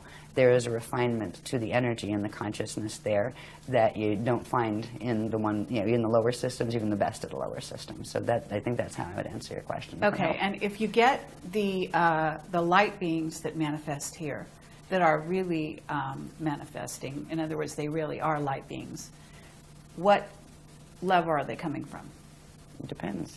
Could be anyone. From what level up?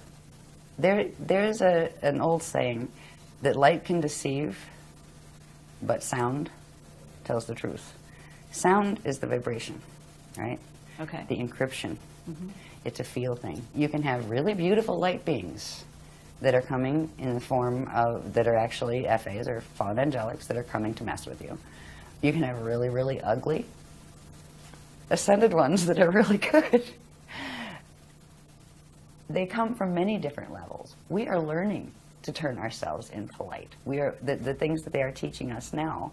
We're learning first bilocation, next is translocation, and then eventually you get to do transmigration, but that requires having certain things where you actually aren't trapped by the planetary time cycles anymore. So light beings, where do they come from? Well, they could come from here. You know, they could come from Venus next door. They could come from the highest levels or the lowest levels. There are light beings that come and visit out of the black hole systems, and there are ones that come and visit from the higher levels. So just because it's a light being doesn't mean it's good light. Okay. They've made a distinction. They taught us some very interesting mechanics about the difference of light or radiation signatures, right?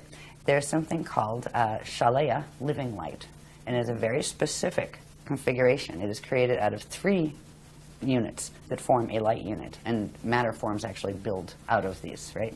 And there is another type of light that forms through using actually the natural light, the organic light that comes from first creation, natural creation, organic creation, is the 3 balls. I don't have one here, but it's like, they call it the tribeca, where it's like 3, 1 ball on top and 2 small ones, and that is what the structure of the light unit is. It has the ability for those the 2 little bottom balls to phase in and out like this and spark when they do. So it can generate its own quantum. So it's eternal, right?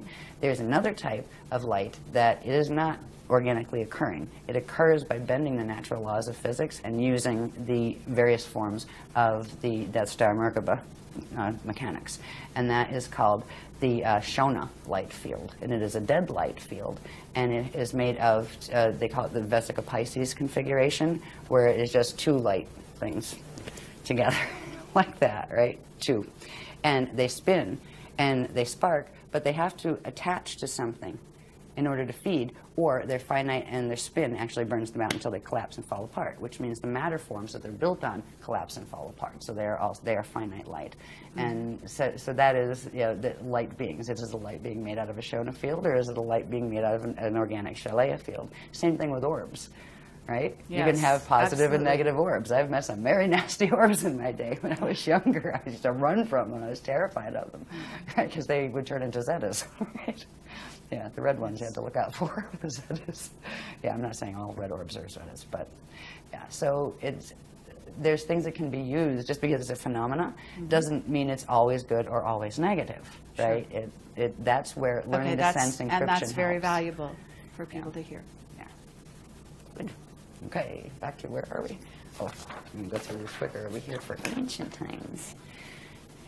This is showing a close-up of that. These are my hand-drawn ones, right? Which, in certain ways, I can read them better, probably because I drew them. But they're much prettier when they're done on the computer. This is showing that same thing. It just happens to be tilted the way I drew it first, right? That's that same thing that was up the top before. And this is showing right here where our Vecca system is, right here. But this here is pulling it out so you can look at it a little more closely. Instead of just having the natural Cathara grid structure, right, which is the bones that our sphere there would be built on, there's this tilt, right? The bones are here. The natural Cathara grid, that's the Aquinas matrix, which is M31 Andromeda. And this is the Milky Way. Now, we're still energetically connected through Earth, right to, if you notice, there's numbers on these little centers. They're called Cathara centers. Through number 3 on the Andromeda, or the M31 grid, and number 3 Earth on this grid, they are connected. That is the link that has been holding the Milky Way connected to Andromeda.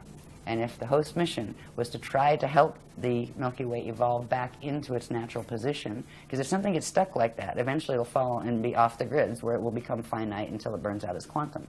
So there's always rescue missions that try to bring something back. Earth has been a place of, and so was Tara before Earth became Earth down here. There was a star here called Ashayana. And that is actually the host star that the fragments of Terra were put in to begin this solar system down here in density 1. That's described a bit in Voyagers. But this is showing the offset, where this is the, say this is the north axis of M31. This is Milky Ways. They're off tilt with each other. And that actually creates distance in space-time. A couple million light years. What was it, 200 million? I forget. I used to know. Anyway. But so that's just showing in these maps. Now, you can see that just a little bit closer when you bring it in, just that little part. That shows those misalignments, where this was the natural structure, and that's the structure of the M31 Andromeda galaxy's core template, right? And these are the 12 main stargates in that universe, by the way. This is our Milky Way system. And right here on the number 3 gate, that is where they are still connected, All right, these others, there's a whole set of these that show the black hole system. It's called the Procession black hole, and it's a mess. I mean, it's just, you can see the dynamics of how it works and the energy twists and stuff. But I'm not going into that on this one, on this particular presentation, because it takes forever. But they're just showing the offset. So, and what this translates into is that distance that we're seeing between M31 galaxy and the Milky Way galaxy. But they are one, and that is our home system. And if we are going to ascend out of the Vecca matrices, we have to ascend through there. Anything in this matrix has to go out through where it came in from because of the encryption that you carry. You will carry the encryption of the gates you came out of, so you need to use them to go back, in the Adashi returns. So anyway, that's showing some of that. Anything more here? Yes, this just gives an idea of how this, when you put the probability, the Hara bodies, right, that form the probability sets. And if you see, look in here, we had a whole bunch of these, and bless Willa, her and Bob typeset them all the little numbers, so you know which lines, because this becomes important.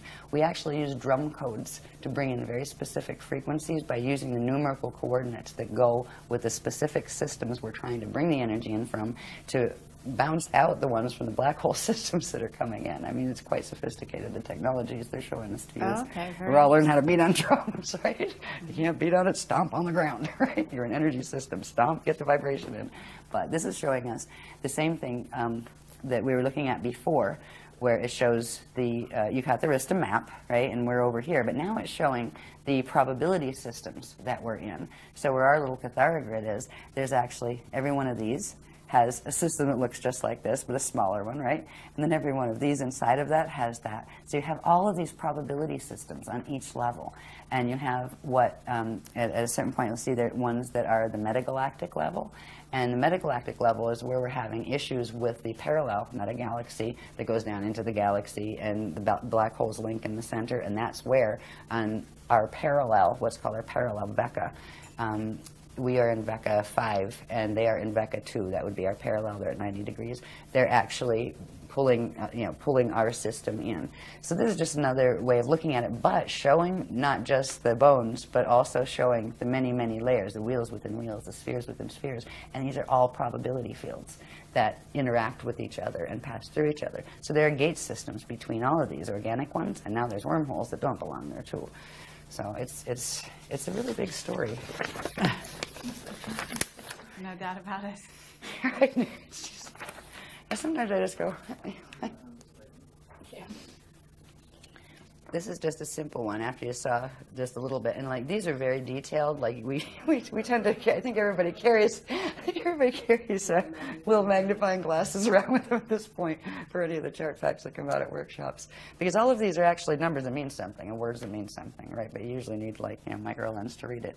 But this is showing a close-up of the section of that map that we just saw that corresponds to our galaxy. And it's showing how these can be translated. These locations can be translated into, like, where is the Milky Way core, okay? If we go and find Milky Way, and this is something like in the science books, right? The local group of galaxies. We got the Milky Way here, we got M31 up here, right? These are those two that used to be together. This is what science already knows by, studying space in the way they study it. The core of Milky Way, they already know, has a black hole in the center of it. The core of Milky Way's black hole would be right here. M31 is right here, and we're in this twisted down offset here in these spheres. So you can literally find us in the maps. And this is how the Adashi masters, they will not use words like time lords and that kind of stuff. They hate that power thing because it's a twist on power. The Lord concept where, oh, Lord and Master, so above. They really just don't come from there. They are adepts. They are adept at what they do. Yes, they have achieved Christ's ascension. But anyway, they use these. These are their coordinate maps. And you know how they use them? Once you get to the point where you ascend, you simply visualize it. It runs the encryption through your field, bang, zoom, you're gone, you're there. Speed of thought. And that's what so there's a purpose behind showing this, in other words, such that the individuals that see it can then begin to internalize the maps themselves, Yes. and then start, because there's It will going help. to be It will act. It will bring back their own ancient awareness activating of their these memories. things. Yes, that's Yeah. why the Guardians wanted to be able to show. Okay. That's why we use tons of graphs every time we have a workshop. Okay. Yeah, but it helps. I mean, if you can read them forever and kind of go, oh, okay, I kind of get that. We tell people, don't worry about it. Just watch the sequence. And often it is the sequence, because they'll show this graph, then they'll show this, and they create a wave, you know, an activation wave. That if you have the codes that correspond to this in you, if you don't, it won't affect you at all. You say, oh, whatever, right? But you will start to, it will help you wake up to the, you know, to the ancient knowledge if you okay, carry and it. is there a correspondence in some of the crop circles? Yes, to both sides. Yeah. Yeah. Yeah, some of them are very not friendly, and some of them are. I remember we were really thrilled when the Guardians actually said, that's ours. There was only one. There was one. It was a number of years ago, but we actually have a picture of it on one of the covers of our Templar manual thing. Yeah, where is that? Milk Hill on that one? Yeah, there in England. We need this. Oh, this is just showing you, and I talked about the overlap between us and our parallel. Okay, we're back in these maps again. These are called the probability maps. When we look at them with just the balls, without And bones. when you're calling them probabilities, are you saying that, in other words, that means that certain things could change within these maps? Certain areas could activate, certain other places could close down? Yes and no. Yes, but within a parameter. Okay. Within a set parameter. After a certain set of things occur, a probability locks in.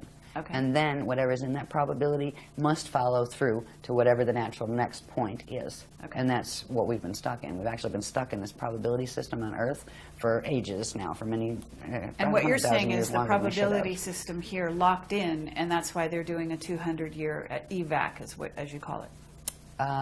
The probability locked in when the solar core closed, the sun is dying. All right, and that is going to start at some point create, well, red pulse, which is a vapor wave that takes out any life on the planet. And when that event happened, that is something that you can't go backward from. All right, so you are locked into that probability, and then there are various versions of what you might see, but certain things are going to happen, period. And you can't change them no matter how much you push out and visualize it, right? Or no matter how many people you get together to do a world peace meditation, right? Because we try to do those too, right, to help the grid. Yeah, so we did lock into that probability, and when the solar gate things happened. The fact is, I'd in our also system, like to talk about why or how that happened, that the sun did end up in that place, locked in. But we don't need to digress right here, but just for It'll future. probably get me in trouble if I answer that one fully. But don't I always anyway? There's there are a bunch of different, it's not just Zetas we're talking about. The Zetas are the little guys on the block. Don't even worry about them at this point. There's a group called the Thetans, and they also run a very popular movement on the planet. And there's another group called the Borgia. They are from the parallel Akasha, part of the black hole system. They have been trying to get control of the grids here. Everybody's fighting over the Death Star Merkaba, because it's here and it can be activated. So you're now saying there's a bunch of systems that are fighting over this, right? Well, they actually tried to activate what's called the Mica Mecha complex. The Mica Mecha complex is a set. Mica is on parallel Earth, and the Mecha complex is here, and it is a set of wormholes that connect in through the Thetan grids. There's like certain implants here that the Thetans put in. So they actually tried to blast through to activate that and take it away from the other groups, FA groups, who were actually activating it. And it overloaded the solar core, and that creates a spasm. And when a prana seed spasms, it locks. And when it locks, it cuts the connection to the natural breathing that would happen between it and its dark matter template. And that is when Bardo starts. And the sun entered its Bardo cycle when that occurred. And it was grid wars. If you want to chalk it up to one thing, grid wars, again. This is stuff that is happening not because nature had it happen or God had it happen. No, this is because people are acting like crazies in this universe. You know, they are. They're just like so far gone in the don't get it anymore that, you know, we all came from the same place and we're supposed to work together peacefully. And, you know, this crew just doesn't get it. The ones dealing with these particular Okay, but are you mechanics. talking about, when you say Thetans and other groups, are you talking about off-planet beings that have come here, that are here? Maybe, are they physically incarnating? Yeah. Are they taking over bodies, that sort of thing? Yes, those two. Yeah. And then also, what about the ships that we've been seeing near the sun? What are they trying to do? Depends on which ones they are. I think Okay. you have various ones up there. Okay. But Just is got, there- ours aren't up there. I mean- You just said, all right, Guardian said they're not theirs. Okay, Right? but if they're there, in other words, if the sun is basically locked into this, then what would be the purpose of having ships there at this time? Okay, and it's got 2012, 2012, 2012. There's an alignment that's occurring in 2012 that has to do with the solar core. And whether or not its prana-seed is working, the alignment occurs. It doesn't involve the Rasha body or the dark matter template. They just said it has to do with 2012. I wonder if this has to do with what this workshop's about. See, every workshop they reveal another level of something, and this time they're revealing stuff about what they're calling the ancient arrow sites. The 12 plus 24 ancient arrow sites that the Guardians are activating this weekend. Okay. Yeah. Well, We'll know about it Monday. that brings us into the wing material, and we want to address that as well at some point. That's a better point after Monday, because that's what they're going to talk about in this workshop. Okay, well, there's a and I didn't know, they synchronicity haven't there. they haven't mentioned it since Voyagers was written. And, you know, I was just like, you know, looked at some of the pictures, felt the encryption, going, oh boy, it's that stuff. Okay, pretty, but, right? No, thank you. You know, some of it's all right, but some of it has that twist to it. But all of a sudden, I mean, what is the name of it? I don't have the thing here. It was a really funny title. No. They called the workshop the what is it? The makers of wings and other things. Yeah. Okay. Yeah, and it's not just about that.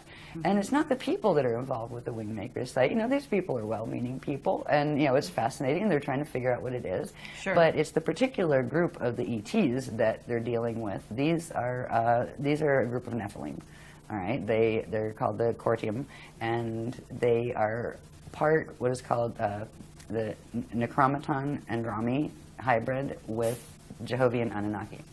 All right, the Necromaton Andrami are known as the Beetle people. All right, they had a lot to do with ancient Egypt and stuff. Yeah, and scarab worship and things, because their home form looks like that. Anyway, stop. Okay, I just got anyways. Okay. Talk about wing makers later. Okay. Okay. But I don't want to offend any of the wing makers people. I'm sure they mean well. But what we didn't know is, yeah, so they're saying, okay, we're going to do wing makers, so I have to go look up a little bit on it and say, what is this stuff anyway? And it's, you know, all the sites I saw have the same story, and I have about a 4-second attention span when it comes to stuff I'm really not interested in anyway, unless the beloveds tell me I have to read it. And there's nothing there that said anything except, oh, there might be a few other sites, there might be 7. And the Guardian said, they're the 7 broken arrows. We'll call them the ancient arrow sites, all of them. They're our sites. They were our sites. There are 7 of them that have been compromised, but there are 12 primary plus 24. So we're going to learn about what they are in this workshop. It's news to me, but I have a feeling they're connected to the Spanner gates, the Navajo gates. I just have a feeling. They're the one set of gates they haven't revealed the locations for, except for one. So you're They talking revealed about Spanner 24, and that corresponds to the 24 DNA and... the 24 strands of DNA. Yeah. They use 12s and 24s a lot in things like Stargate configurations and that kind of thing. Usually there's primarily 12, and then there's various other increments of 12. And we have to find out what the 24 other sites are. So it's like, here we go again. I'm one of the people that really enjoys going to workshops because I like what I learn. Because I don't know the information before I go. I don't know if you know this about the presentations. No, I didn't. I'm lucky if I get an itinerary. I've walked into workshops and gone, well, you know, it's the orientation night. Hello, everybody. Thank you for being here. It's one of those mystery workshops. Don't know what it's about yet. I don't even have an itinerary. So you get downloads during the workshop? All during, yeah. Okay.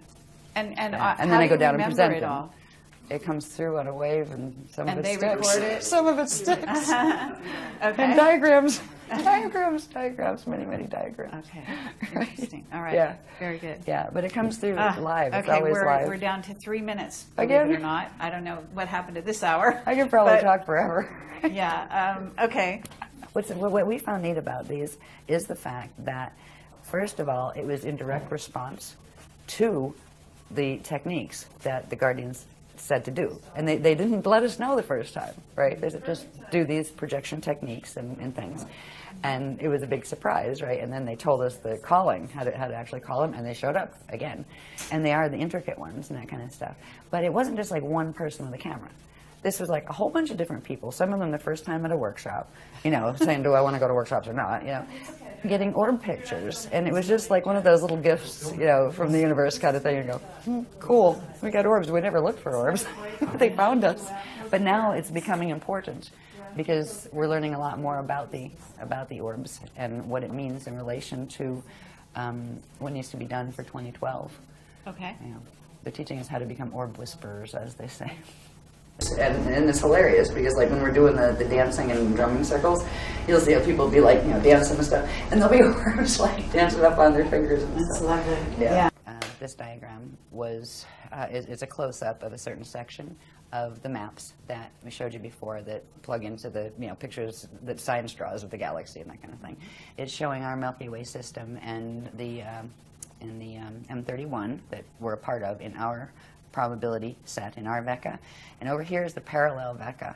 And over in this parallel VECA, there is a cluster of fall systems. That is the black hole system called the alpha black hole system. They've created, as you can see, these probability fields, these balls within balls, overlap each other, right? And in part of their natural configuration, that there is an overlap between them. Well, what the alpha system is doing in the parallel universe is using the Metatronic Atlantean Death Star Merkaba technology to reverse. If you reverse certain currents using that technology, you can harness a certain part of the field next to you and drag it into your system, and that is what they're trying to do. This place in between here, normally they would just be normal pass-throughs, but this one is all convoluted with all sorts of implant structures that are wormhole structures. They refer to this as the dragon's eye. The word dragon comes in, actually, not because of big winged creatures, but there was a race that got involved with all of this very, very far back in time called the Dragoon. And the Dragoon races took sides over which sides of the fallen ones they were going to side with, and the Dragoon races ended up with some of theirs fallen, trying to help the others. And then you ended up with ones that wanted them all exterminated, ones that wanted just the one side exterminated, ones that just wanted the other. So the Dragon races are actually the Dragoon race line. It is a reptilian-based race line, reptilian crossed with what are called equerry. And equerry are a group of the ones that originally were called aquery before they fell. The aquery are from the Aquarian matrix that are the hosters, the ones that are helping here. Some of them incarnated into the falling matrices to try to assist, and a group of them had, this is ancient, way like, a couple billion years ago, they got ensnared in one of the fallen angelic dramas, and they ended up falling, meaning they ended up in a fall system and they lost their ascension codes. And the distinction with them is they became the equerry, where they use the E instead of the A on the front. And do they have a memory? Will they have a memory of when they weren't fallen? It depends on the fall, honestly. It depends on, because the blank slate technology, when this thing does its whole thing, it just completely wipes you clean, where you don't remember anything. You wake up and it's like, yeah, just born here. What am I? Who am I? Where am I? That kind of thing. There are, because that happens when the transition of that fall occurs, because there is a final point of transition when the Death Star Merkaba activates and literally rips you apart and drags you into another field and then kind of assembles you in a facsimile on the other side. There are almost like time capsules that they leave for themselves, so they can refine the memory, and when you refine it and discover it somewhere else, it puts that memory back in. So they will get a facsimile of the memory that that they would have had otherwise. But the fall codes, once the Metatronic activations in a body have taken place to where those Merkaba fields have activated to a 55 spin or higher, 55 or higher, there's no turning back for the gene code at that point. The consciousness is trapped in that body, and the only way out is a hosted bardo, which means when the body does its natural death thing, it would need help, the consciousness, just getting out of that body, and it would have to go through a rehabilitation process of that Kali-Rama path of step back, and have to come back out and reincarnate into the matrix again to, to try to get back into the ascension thing. So. Okay, and I'm also going to ask you at some point about what are beings that are like artificial intelligence, but they are not, they don't incarnate. They're, in essence, clones without souls, without, you understand where I'm going with that? I think so. So because we understand that the dark side is using a lot of those. And actually, sorry to bring this up, but the Wingmaker material talks specifically about a race of, in essence, they call them robots, which are, you could be calling them androids, or whatever, that are actually, according to that material, we're on the way here. So, at some point, I'd like to address where those They're beings, already here, first of all. Okay. Go ahead. If you had to pick between the two, the Cordium and those guys, yes, you'd probably want to pick those guys, not the Cordium. Okay. Both of them, one's as bad as the other as far as their intentions and what they're up to. But yes, there are a lot of different races who have gone in that direction in an attempt to preserve their finite lifespans, where they started with transferring consciousness from an old and dying body into a new cloned body, cloned off their own, just make another copy. But the copies get weirder and changed every time, just like a photocopy or copy. You copy after copy after copy, and eventually you say, what is that? Right? Well, there are races like that. Some of them are already here. As far as invading, I think they're watching too much Caprica. But, yeah, seriously. Because in the beginning, that's how it started, before the Galactica series. That's actually something that is, they're showing some of this drama in those series on TV. But as far as, we've not been, our team has not been warned about anything like that, as far as worrying about that being a problem. Okay. It's like, if it is, it's small compared to the rest of the things that are on the plate right now. Okay. Because it's not going to matter much if anybody invades, if it rolls in 2012, right, the planet, right? It's not going to matter much then, because that would wipe out life here. It's not going to roll, though. Right. It would have if the intervention wasn't given, full tilt roll. I understand. Okay, so, and we can also talk about that. We can talk about, in other words, what was planned in terms of, are you talking about a pole reversal? Are you talking about a pole shift in which the planet itself would roll? Crust spin. I'm sorry? Crust spin. Crust spin, yeah. And that was planned for 2012, apparently. And you're saying it's been stopped? Postponed. Postponed, yeah, until 2027, is it? 22s? No, that's 2230. 2230, yeah. Okay. And then what's going to happen instead? We'll talk about that when we get through these pictures, because these pictures will help understand what we're walking into in the first place, or what we're walking around on in the first place. And once we once we can understand that, then we can talk about, okay, what do you do about that? Especially when they're going to try to activate it and make all of this stuff happen in 2012. There are certain things. I mean, we have really strange titles to some of our workshops. We've got Mirror in the Sky. We've got Orb Fest here. I mean, but they all mean something. There are very specialized grid dynamics that we are being taught, so we can anchor the frequencies here of the things that are actually creating buffer fields for some of this.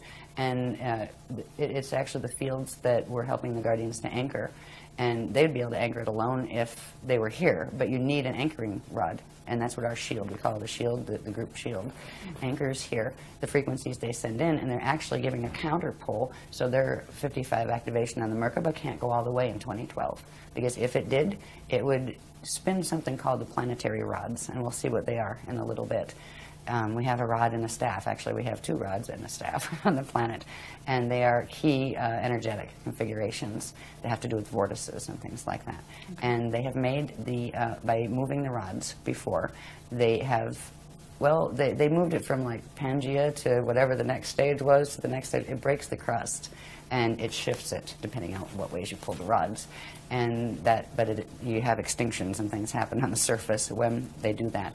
They're planning to move the rods again in 2012, and we're not the little people on the ground. We're just helping the Guardians to anchor it, but the Guardians are going to stop that temporarily. They can't prevent it, but they can hold it off long enough to when the gates close. When the gates close, they have to pull their energy out. When they pull their energy out, that Merkaba is going to activate. You know, the Metatronic Merkaba the Death Star will activate on this planet, or what's left of the planet by then. So that's why evacuation okay, can be and a good that thing. is sparking more questions, but I'm going to let you go on. Okay. Right. Okay, anyway, so that was the dragons. I just want to show you about that. That's in between our universe, which is really they call it the metagalaxy. It's our metagalaxy, Milky Way, and M31, and the parallel. And the parallel is the alpha system that has the black hole systems there that have wormholed their way through into our system that are trying to pull our system down as quantum food. Okay. Okay. Yeah. Great. Next one. Go on quick. Right. This one is Yeah. It gets into the interesting stuff now, a little closer to home, because we kind of started high in structure, right? And now we're working down. All right, now, so we went from the galactic level, metagalactic level. Let's go down to the solar system level. This diagram shows the natural structure of an organic living solar system. Notice everybody has this little funny shape called, it looks like a star David or six-pointed star. That is a Merkaba star, all right? It implies a Merkaba field, which would be a three-dimensional, star tetrahedronal field around them, all right? And there would be, they come in sets of 12 planets. They have specific relationships, ratios, and sizes in relation to each other and in relation to their center sun. Every one of them have gates in the center. Every one of them has a central staff of energy that it rotates around. And it has two rods, one coming out, well, the rod comes out this way, and then the chamber comes out front to back, right? The sun would have the same thing. They all have their north pointing up and their south pointing down, right? They each spin on their axis at a reciprocal rate to each other, and their rods and chambers pass through each other and spark, because the rods can be very, very long energetically. So even though the stars and the planets may be long distance apart, the energy fields that their rods are sending would interface. And when they interface, they spark and they generate quantum. And there are certain periods in the natural breathing cycle, or expansion and contraction of energy cycle, where there's these wonderful arches that take place between the sun and the tops of its planets, and then the planets and the bottom of the sun. It's called the solar symbiosis cycle, and it's a natural living structure of a living solar system. And it generates its own quantum, and it expands and contracts, and all of the planets would have a coronosphere. They would look like stars. That doesn't mean you couldn't live under the coronosphere, but from the outside they would look like stars. And our system started out this way after the fall from Terra. It was actually taken, the remnants of Terra were taken back in through that Kali-Rama step back and reseeded, brought back out down in density 1 as this solar system. So that's how we did the fall from Terra. They actually pulled us back in through the Kali-Rama path and pulled us, rebirthed this system back out. And it was rebirthed back out in this natural configuration. So that is a natural solar system, and that's what we used to be. Next one. In a natural solar system. Sorry. This is just showing, for instance, with each planet, the natural solar system, you'd have the solar rod, right? And this one would have, it's not shown on this diagram, but you'd have the rod of the planet, and they would exchange energy together, and there would be energy arching through the planet, and there would be energy arching up and down here. There's another diagram that shows it a little better. But this would be, notice the north axis would be the same. There wouldn't be an ecliptic, because the north axis on both planet and sun would be pointing up in the same direction. That means, now, there's something called the planetary shield, that it's an invisible a platform of energy, that is a deflection field that actually forms from the planet spinning, and it's part of the actual Merkaba structure, and it goes horizontal to whatever the vertical is. So you would have this one horizontal. It would be the same horizontal as this one, where they would just be spinning in the same plane. That allows for the natural energy circulation and exchange that's supposed to take place in a living system. I don't know if you've probably looked at places like scientific representation of our system. It doesn't look anything like that. You know, when I think it's Uranus is on its side, whereas it literally rotates on its side. Now, when it's a living system, this would be the natural organic electromagnetic energy flow around a planet. This is called the Yanyan flow, and we have half a book, I think, dedicated to these. The Cathara 2-3 manual deals with these heavily, and it shows the formation of them, what they do. You know, these are the natural electromagnetic flows of a living, breathing system that has the capacity to, through its core, interact with other living, breathing systems around it. It's part of the natural structure. Now, this looks nothing like the electromagnetic fields we have around our planet right now, our magnetosphere and those things. All right, there's a reason, and we'll see that in a minute. When a planet's doing what it's supposed to and a solar system is doing what it's supposed to, it goes through periods where it actually, the whole system will disappear because the two Hara bodies that its vector is, you know, it's manifesting within, will pull into the center, recharge, and come back out again. When they recharge, the planets and the whole solar system will go into this configuration of light body, spirit body structure. It's called the chariot of fire. And it's literally part of the Ascension vehicle. It's not the whole thing, but that's showing some of the dynamics involved in it. Now, we used to be an Ascension system. Notice in the chariot of fire, there is that Merkaba structure again. Now, this is just a simple Merkaba structure. It's a biveka, which means it has one cone going down and one cone coming up. There's much more complex structures. But this would be the natural kind of thing that if this was a living, breathing system, and same with the galaxy would have the same type of interaction. The galaxy does not have every, you know, its galactic plane is tilted. Things are tilted all over the place in the galactic plane, and our solar system is in the same position. The natural ones have these configurations. The flat plane, the solar symbiosis arches, you know, with the breathing between them, the ability to go into chariot of fire state. This little diagram here that's on the Cathara grid shape, right, that core template shape, it has, at 45 degrees, it has two of its petals. We call this the lotus, right? These are lotus flows, they're core flows, and they allow for actually movement of, on these flows, you have a series of spheres, actually, and it allows for the movement of the spheres, so they spark, they generate quantum, and then they open up again. So it's a self-generating system. It's a perpetual motion, continually living system. All right, here again are the Yanyan flows, the natural ones, the natural Merkabic structure with a straight shield, deflection shield, and natural Merkaba. So that's what it's supposed to look like.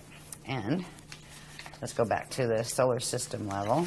And this is a bit messy because I never had this one typeset, but at the moment, this is our solar system.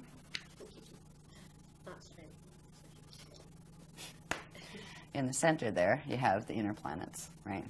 We'll look at Earth in a minute as far as how it's sitting in its solar plane that gives us the ecliptic and all of that.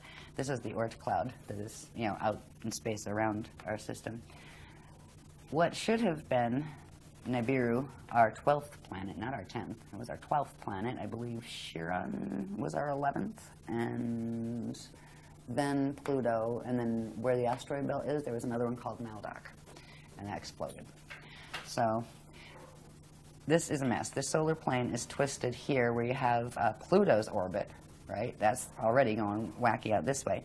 Then you have Nibiru that actually comes in, I forget, I have the date somewhere, every 3,000, 3,600, something like that, years. On the other end of it, there is another, it's an artificial body that was actually created by squashing together fragments of planetoids and things, and partially pieces of the moon as well. This one is called Wormwood, and it was meant to counterbalance the orbit of this, and they go in and out of the density 2, I think, Sirius system. And I think that's where they said it was. I have it written down. I haven't done the Nibiru stuff in a long time.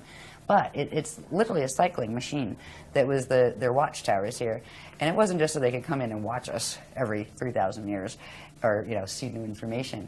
It was to counterbalance this one. On this one, we have over here, what is the names on here? I haven't looked at these names. The Maitreya moon. And up here, I believe, was the Clarion. These were other bodies taken from elsewhere to create this. They literally created this. These are beings that are moving planets. They're moving stars. Like, we're worried about little grays. seriously. I mean, at this point, whatever, go ahead and abduct me. You know, jeez, you'll be sorry. You know, I'll fight back this time. No, I'm just kidding. But anyway, the thought of the scale of what is going on here, this is not natural. We don't see this one yet. It was due to come back in, actually, not Nibiru. Nibiru is not due for, I forget, it's like a couple thousand years still. But Wormwood was going to be coming back in. Fortunately, Wormwood in 2003 became Wormwoods because it was shattered. It was down, it was going into the orbit of parallel Earth at the time, because the parallel Earth is connected in here, the orbits of that, which we'll see later in other stuff. But it was at least shattered, but it is still a massive asteroid belt, or not belt, but mess. And it still potentially can come back in. If it does, it creates total havoc when it comes in. These orbits come in, I believe it's between Mars and Jupiter, I think is where they pass up. And it causes a bit of havoc on the system. When full rip is allowed, where they come in at a certain level of density, because there's a way they play with the dimensions here where they can bring them in without totally tipping the system, without, you know, totally wiping out the solar system. That's why they've been able to do this cycle before. But when the full gates are open and they allow this in a stellar activation cycle where they're activating the 55 Merkaba, it will actually, these will be used to flip the whole plane and drag it in. And that's, they're literally, I don't know what kind of game you would call this, but they're literally using very advanced physics. So are you saying that they're all artificial bodies? Are you saying that Nibiru or No, Wormwood, that was one of the natural planets, or that was stars natural. from this, yeah. Okay, One, what about Earth. Wormwood? No, that was created. I think part of it were pieces of the moon and something else. I remember they told us about that a while ago. The moon is not a normal body either. That's artificially created as well. And because it keeps certain things at certain spin rates that they have to keep in order to keep the vortex connections to the wormholes. And that's why this whole thing is done. That's why our solar system is such a mess, because they were creating wormholes. Okay, what about a brown dwarf? Is there a brown dwarf in there? Possibly. I know there's white dwarfs, like Sirius B. Brown dwarf. It's possible. I would have to ask them. Okay, so the other axis that you've got there, there are two other planetary bodies. What are they called? This one they call the Maitreya moon. Okay. And it was like a long time ago, a number of years ago, that they gave this particular information. So it's probably somewhere back, either like in the writings or on the videos, where they explain, you know, what is Maitreya, you know, where'd that come from? Because some of this stuff they actually dragged in from the parallel system, to, you know, to counterbalance it. Clarion, this one up here, was related to, I think it was a piece of the other one that's, what was that? There's Clarion and there's the other one that was a normal part of here, Chiron. All right, so you have Clarion up here that I think was a piece of Chiron. Chiron used to be one of the normal ones, and I think it was, you had Nibiru, Chiron, it was 11. Chiron used to be 11. But what's called Chiron now got stuffed down in here. Part of it got broken off, became the Clarion thing that they're using up here. And you have one of these controlled by the Wiese-Dex black hole system, which was the Wiese matrix that I had pointed out on those maps. You have Wiese-Dex and Wiese-Drax, and they don't like each other. They're fighting. You have the Anunnaki and the Omicron Draconians. They don't like each other, and they're both fighting. And then you have Wiese-Drax that like the Draconians, and you have the Wiese-Dex that like the Anunnaki. I mean, it's hilarious. It's sad. It's really just sad. But there are a whole bunch of groups on each side of this polarity drama. Then you have the Christians sitting in the middle going, oh boy, you know? Like, we're not fighting with anybody, but you know, what do you do when everybody's hell-bent on destroying each other? Because that's what's been happening down here for eons. So anyway, this is what our solar system looks like up here. This artificial, it's like a wobbling orbit. It's not just our planet that wobbles. There's actually a wobble created in the solar plane itself. It's actually taken the solar plane where it doesn't sit flat in the galactic plane anymore. I think it's at around a 45-degree tilt to the, you know, to the galactic plane. And it also created this thing here that through the core, and especially in the closer to the core planets like Earth and the Sun, it has harnessed how fast things spin, which means it's harnessed the time pulse. So through this device, they have been able to progressively get control over how fast things spin, so they can synchronize the spins of things over here with the things that they're trying to merge them with on the parallel side. It's a bizarre and fascinating and horrifically morbid technology, that's done technology. Now, what that creates on a planetary level when we look at our poor little Earth sitting in the middle of this, and it's not just that this has happened on the solar level. They've also put the same type of mechanisms in the planetary core and in the Stargate systems here to create the same effect, to plug our planet into that whole system. They've done it on the other planets too. The ones that don't have anything that has its axis that's not tilted the same as the sun is either in its normal place and the sun got tilted, which is part of the case here, or it's not in its right place, because they should all be sitting on a natural, vertical and horizontal plane with each other. This is what we have right now.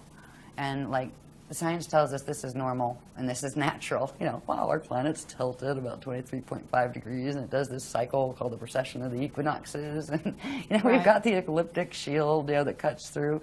The sun's shield is here and ours, comes here. This is totally twisted.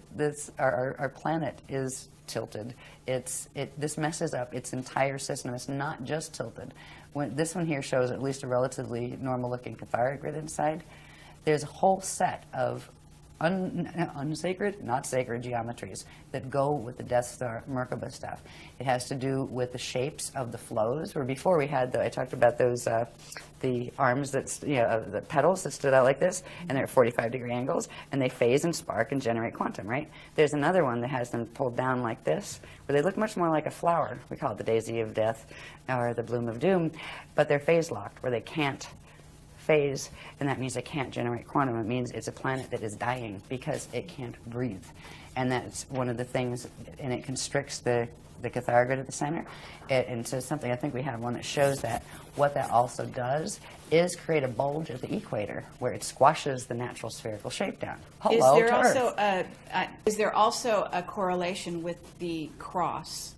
In other words, the actual symbol of the cross reflecting what is in essence this frozen inability to Yes, and even more. That has to do with the mutation of natural Shalea light units into forcing them into the Vesica Pisces dead light unit configuration, the sign of the cross.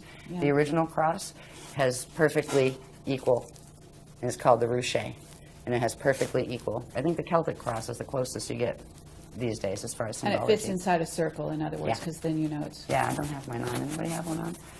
It's one of our sacred symbols. So this is, right now we have, this is all part of the mechanics of the Death Star Merkaba technologies. We have the unnatural precession of the equinoxes. This is called the sextant shield. It's actually it's a distortion shield of energy that keeps those vortices spinning at their tilted angle. It keeps us aligned with, we flip between being aligned with Polaris, which we are in that phase now, and flipping back into alignment with Vega. And we just keep cycling back and forth and wobbling back and forth in the precession of the equinoxes, and they're not normal. They just released when was Ireland, November last year? They just released some, October, yeah. They just released some fascinating things about the old pagan rites and stuff, and what this actually has done in its relationship with parallel Earth. This was done for a reason. The cycles of the equinoxes and the solstices have to do with alignments between parallel Earth and here, and between parallel Earth and the center of the Milky Way galaxy, the black hole there. And that's what we're looking at coming up on in 2012. And that's why 2012 was, the Mayans got the word it was going to be the end of times and those kind of things because of the dark road. Yeah, the dark road, all right. So these things, these configurations that we're seeing, the sextant shield is not the natural clock or shield, that the natural spin ratio that you would have for the planet on its axis. They actually have been accelerating time for the last 13,000 years to make it faster so it would catch up with the parallel antiparticle universe so they could merge them.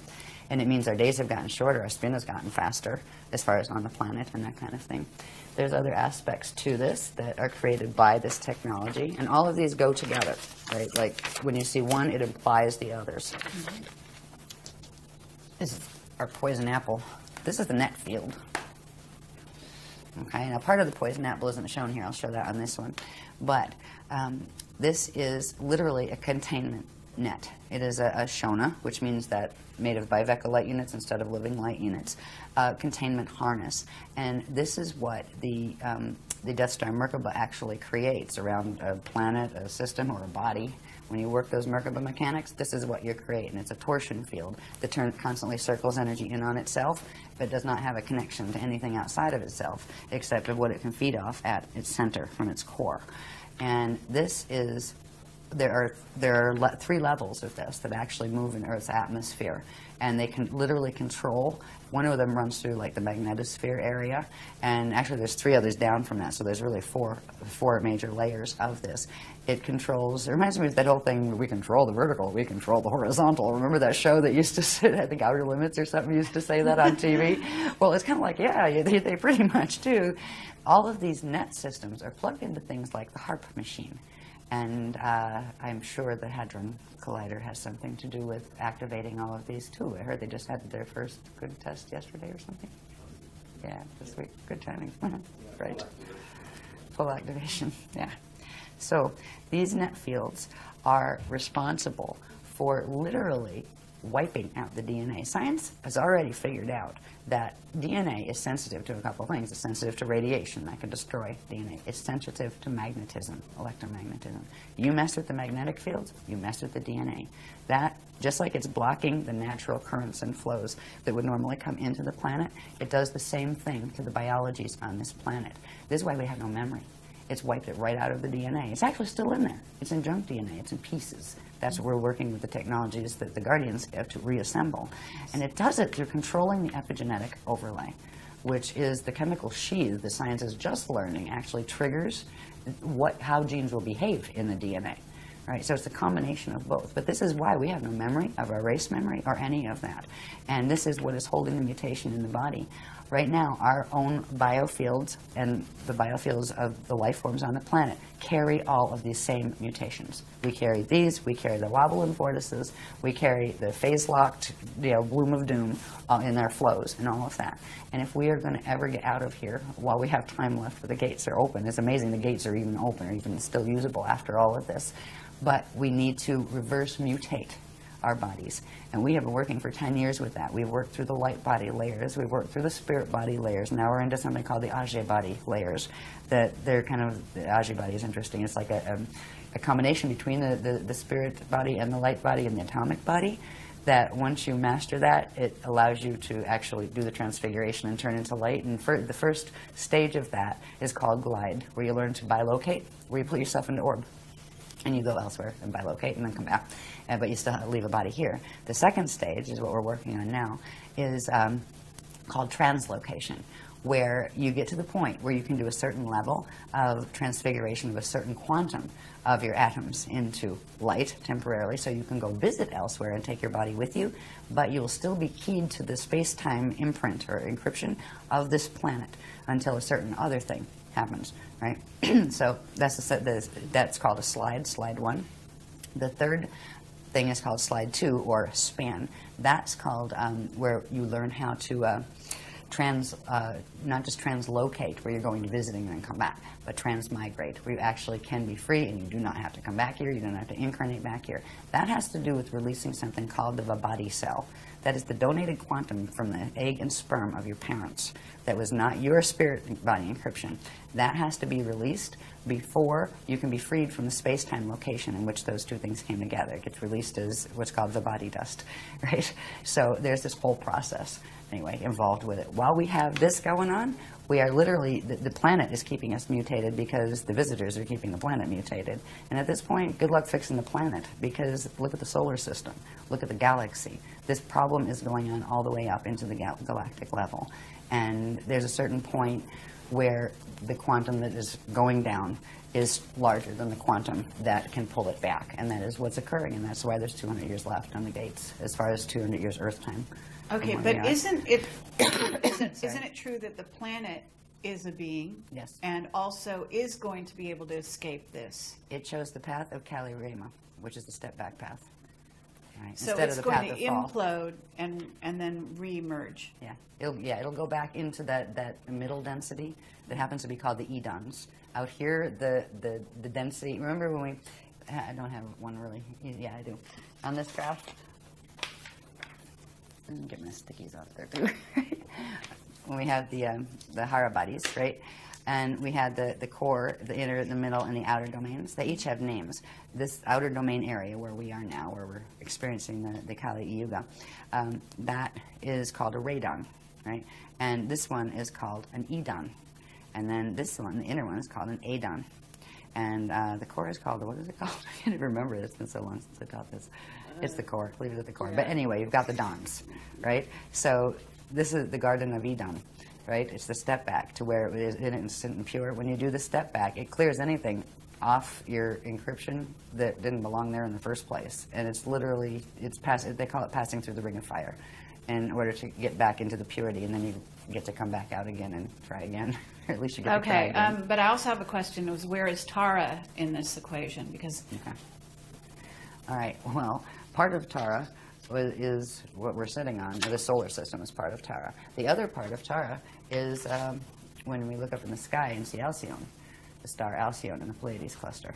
All right, that is the remnant of what Tara was. So if you take Alcyone and take the quantum of this solar system here, minus the few bits that they put in that didn't belong here, that weren't from here, and you put all that quantum together, you would have had Tara. Okay, in density 2. But my understanding was there was going to be, that once there's an Ascension group that's going to leave here and go to Tara. That was before the Bridgestone project failed. Oh. That failed in 2003. I see. So at this point, the Voyagers books, you would not believe what we have been moving through since that. We're on mission upgrade 44, 45. Yeah, I have a list of them somewhere. Yeah, just because it's amusing to look at.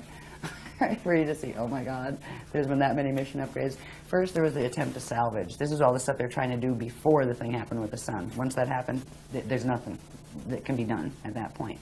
But we still have Ascension, but it's like the fly by the seat of your pants. Keep these gates open, and you've got 200 years to get anything that's going up out of here. And that's what's happening at this point. So Voyagers was written 10 years ago. Yes. Yeah. A lot has happened. Okay, so, but okay, my mind's going too many places at once here. But if they're not going to Tara, and maybe you're getting to this, then where are they going? And are they going back to Alcyone or jumping where? Or is that, they're making up their minds?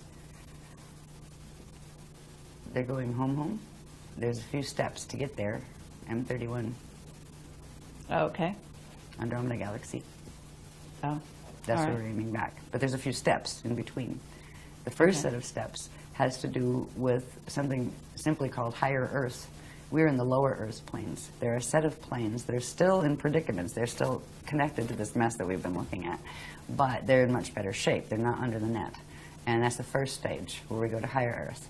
Then there's a level beyond that that's still part of the Earth plane's quantum that's called median Earth. Then, if we go back to remembering when they were telling us about the history of how they seeded the Amenti rescue mission in and created a solar system, there was a host star here that Amenti Earth had been seeded into, and that was called Ashayana. So that will be the next stage. And from Ashayana, we'll move through, there's another layer that has to do with the level of energy called the Iridanus layer that we don't really have to get into because it gets very complicated as far as different types of energy. But it's another set in between before we get to Eartha in M31. But that is where we're going. And from there, that's where originally the encryption here emerged from. From there, you can go where you want, basically. Mm-hmm. But it's a process of re-evolving back to where we can do full Christ star evolution on our own, because right now we're being hosted, we're being given frequency to support us in the process until we can hold that frequency ourselves. So Tara was where we were aiming until the Bridgestone project failed. And at this point in this system, since those books were written, there were intergalactic wars that were taking place here that involved what was called the Eka. And the Eka is, if you remember the maps that showed one Cathara grid and then 4 of them together with the thing at the center, right? Mm-hmm. The thing at the center is the Eka. That's a little Cathara grid, and that's like they call it, well, for Earth, it would be like the inner Earth would be there and that kind of thing. It wouldn't be in here. It's actually up there. It's like a high level. That actually fell in one of these wars. Ekas can fall. The Akasha above it can't, but the Eka did. But what happened to the beings that were there? They've gone into various places. Some of them are in the state of here. They're doing evac. This whole system, the VECA system, is actually being evacuated. So going vertically, the usual way, wasn't an option anymore. That's why they had to take us from just going into harmonic Merkaba states or harmonic ascension states into transharmonic, where we could actually go through and into the like the Edon domain. There's a space between the radon and the Edon. It's called the Aurora Continuum. You have to have a transharmonic Merkaba ability to be able to go through there and then come back out again someplace else. So that is the technologies they're teaching us, because vertical is not an option anymore unless you want to end up in one of the wormhole sets going on into the fall. So it's been a really rough trip since the books were written, actually. But we're all still standing, and the Guardians are still giving us the information. So I'd rather leave on a happier note, though. Okay. Before we do a break. That's okay. Well, let's keep going. It's not much happier. Okay. As far as the poison apple fields go, this one shows the shape better. You have that net field around it, but see that little shape right there? Looks like an apple. Yes. That's the shape of our magnetic fields, the basic shape of our magnetic fields, even though there's flux a crop all circle over. that looks like that. Lovely. I'm out of town. Right? This thing here, right? A lot of people are using that as their logo these days, right?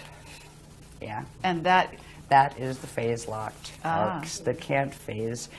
With the constricted, if you look at, you can look at this more closely if you want to. You can see the difference. There's two cathara there. One, the artificial tree of life, which is taking the natural proportions and pulling them in, where it actually squeezes it, and that changes the shape of the sphere and gives you a bulge at the equator, like our planet has, because that is the configuration our planet has in light body right now. Interesting. And this is also connected to something called Metatron's cube and something called the Fibonacci spiral. And what is this center bit right there? In this little micro center bit. The dark. Is that a black hole or?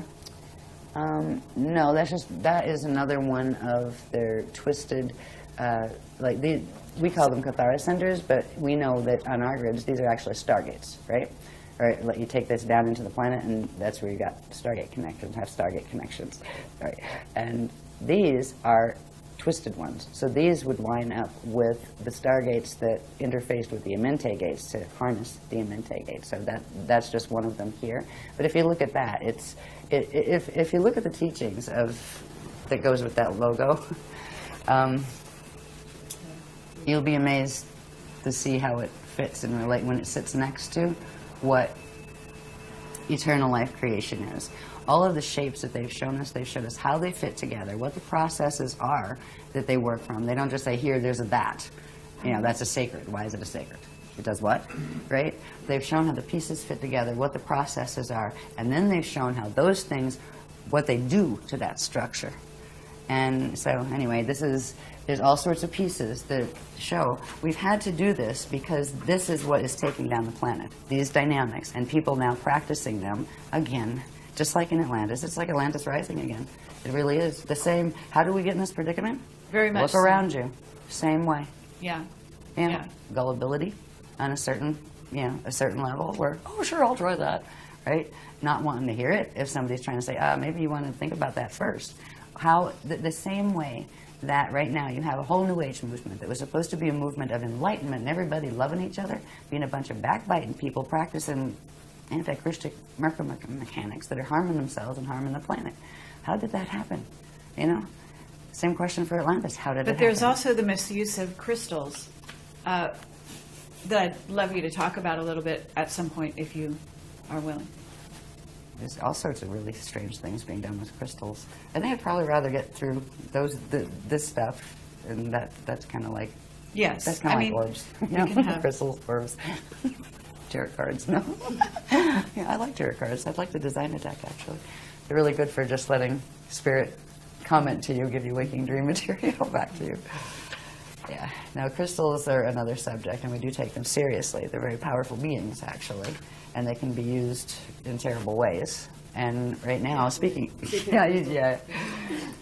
of crystals, it was really funny because right around, I think it was around 2002, the Guardians we're starting to teach us about the Nibiru and Diotic crystal bases that are here. They're subterranean crystal installments that were planted here and actually seeded from Nibiru and used to create, literally spike the grids to receive Nibiruan frequency and to receive wormhole frequencies and that kind of thing. Now, all of the crystals in the world, under our world, are like that, but some are.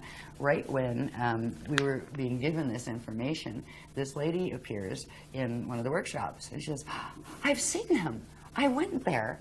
And she brought photos, and it blew my mind. Look at this. This is Leela. Yeah. She actually was one of the few that got to go down there because she knew the scientists. I think they're in Mexico? Yeah, this Chihuahua. Yeah, and there's many others like that actually on the planet. Okay. But these are this one was one that was seeded. It's a Nibiruan cluster actually. Yeah. So. But what happens to the people that go inside there, though? It must be pretty intense. Well, if they don't die from the heat, right? It's like 107 degrees. Yeah, yeah, it's really bad. Frequency-wise, well, they were. You could do interesting things with those. Now they're not so bad because the Guardians have worked in a way that has recalibrated them, because there's been a whole bunch of deals and treaties going on, because the ones that broke the original Treaty of Altair that was set, that was talked about in the Voyager's book, they found that they lost that round, and the other ones are going to take them over and take over their grids. So a bunch of them handed their grids back over to us and kind of, we'll be nice now, right? It kind of comes down to a split between the Anunnaki and the Drax, right? And in the Drax, you have Omicron Draconian, you have the others, Odedicron Reptilians, and a bunch of others. And then on the Anunnaki side, you have the Tothian Anunnaki, which are like the snake people, and you have the Jehovian Anunnaki and a number of others. And then you have the Weeses taking sides. You have the Weesadrax, the Weesadex. And what about the Syrian Anunnaki? Where do they fit in? You have, they can come both Jehovian, there's some Jehovian ones, and like Nibiruan ones are primarily Tothian, but not all. Anunnaki tend to hang together. And then the really fancy Anunnaki gene code are the Enochians, all right, where they took both Anunnaki groups and created a master race, right, gene line. All right, so the Enochian Anunnaki, yeah, they're usually high Illuminati guys, you know, running around with 33rd degree pluses and things. But hey, it's cool. You know, it takes a village. Okay. Yeah. Well, we could get into more detail on that, but I guess let's move on. Should we take a break now, or do you want to go to the end? Why don't we take a break? Because I've hit that spot where we get into the planes of Earth, which gets fascinating, because this is where we get into the spherical maps and the vertical maps, going up and down from the core up into the atmosphere, and we start finding out where we're going to learn to orb to, and eventually where that space is going to become physically solid as well as this space. So we'll be able to move through, and that's what our teachings are teaching us how to do. Go home. Yeah.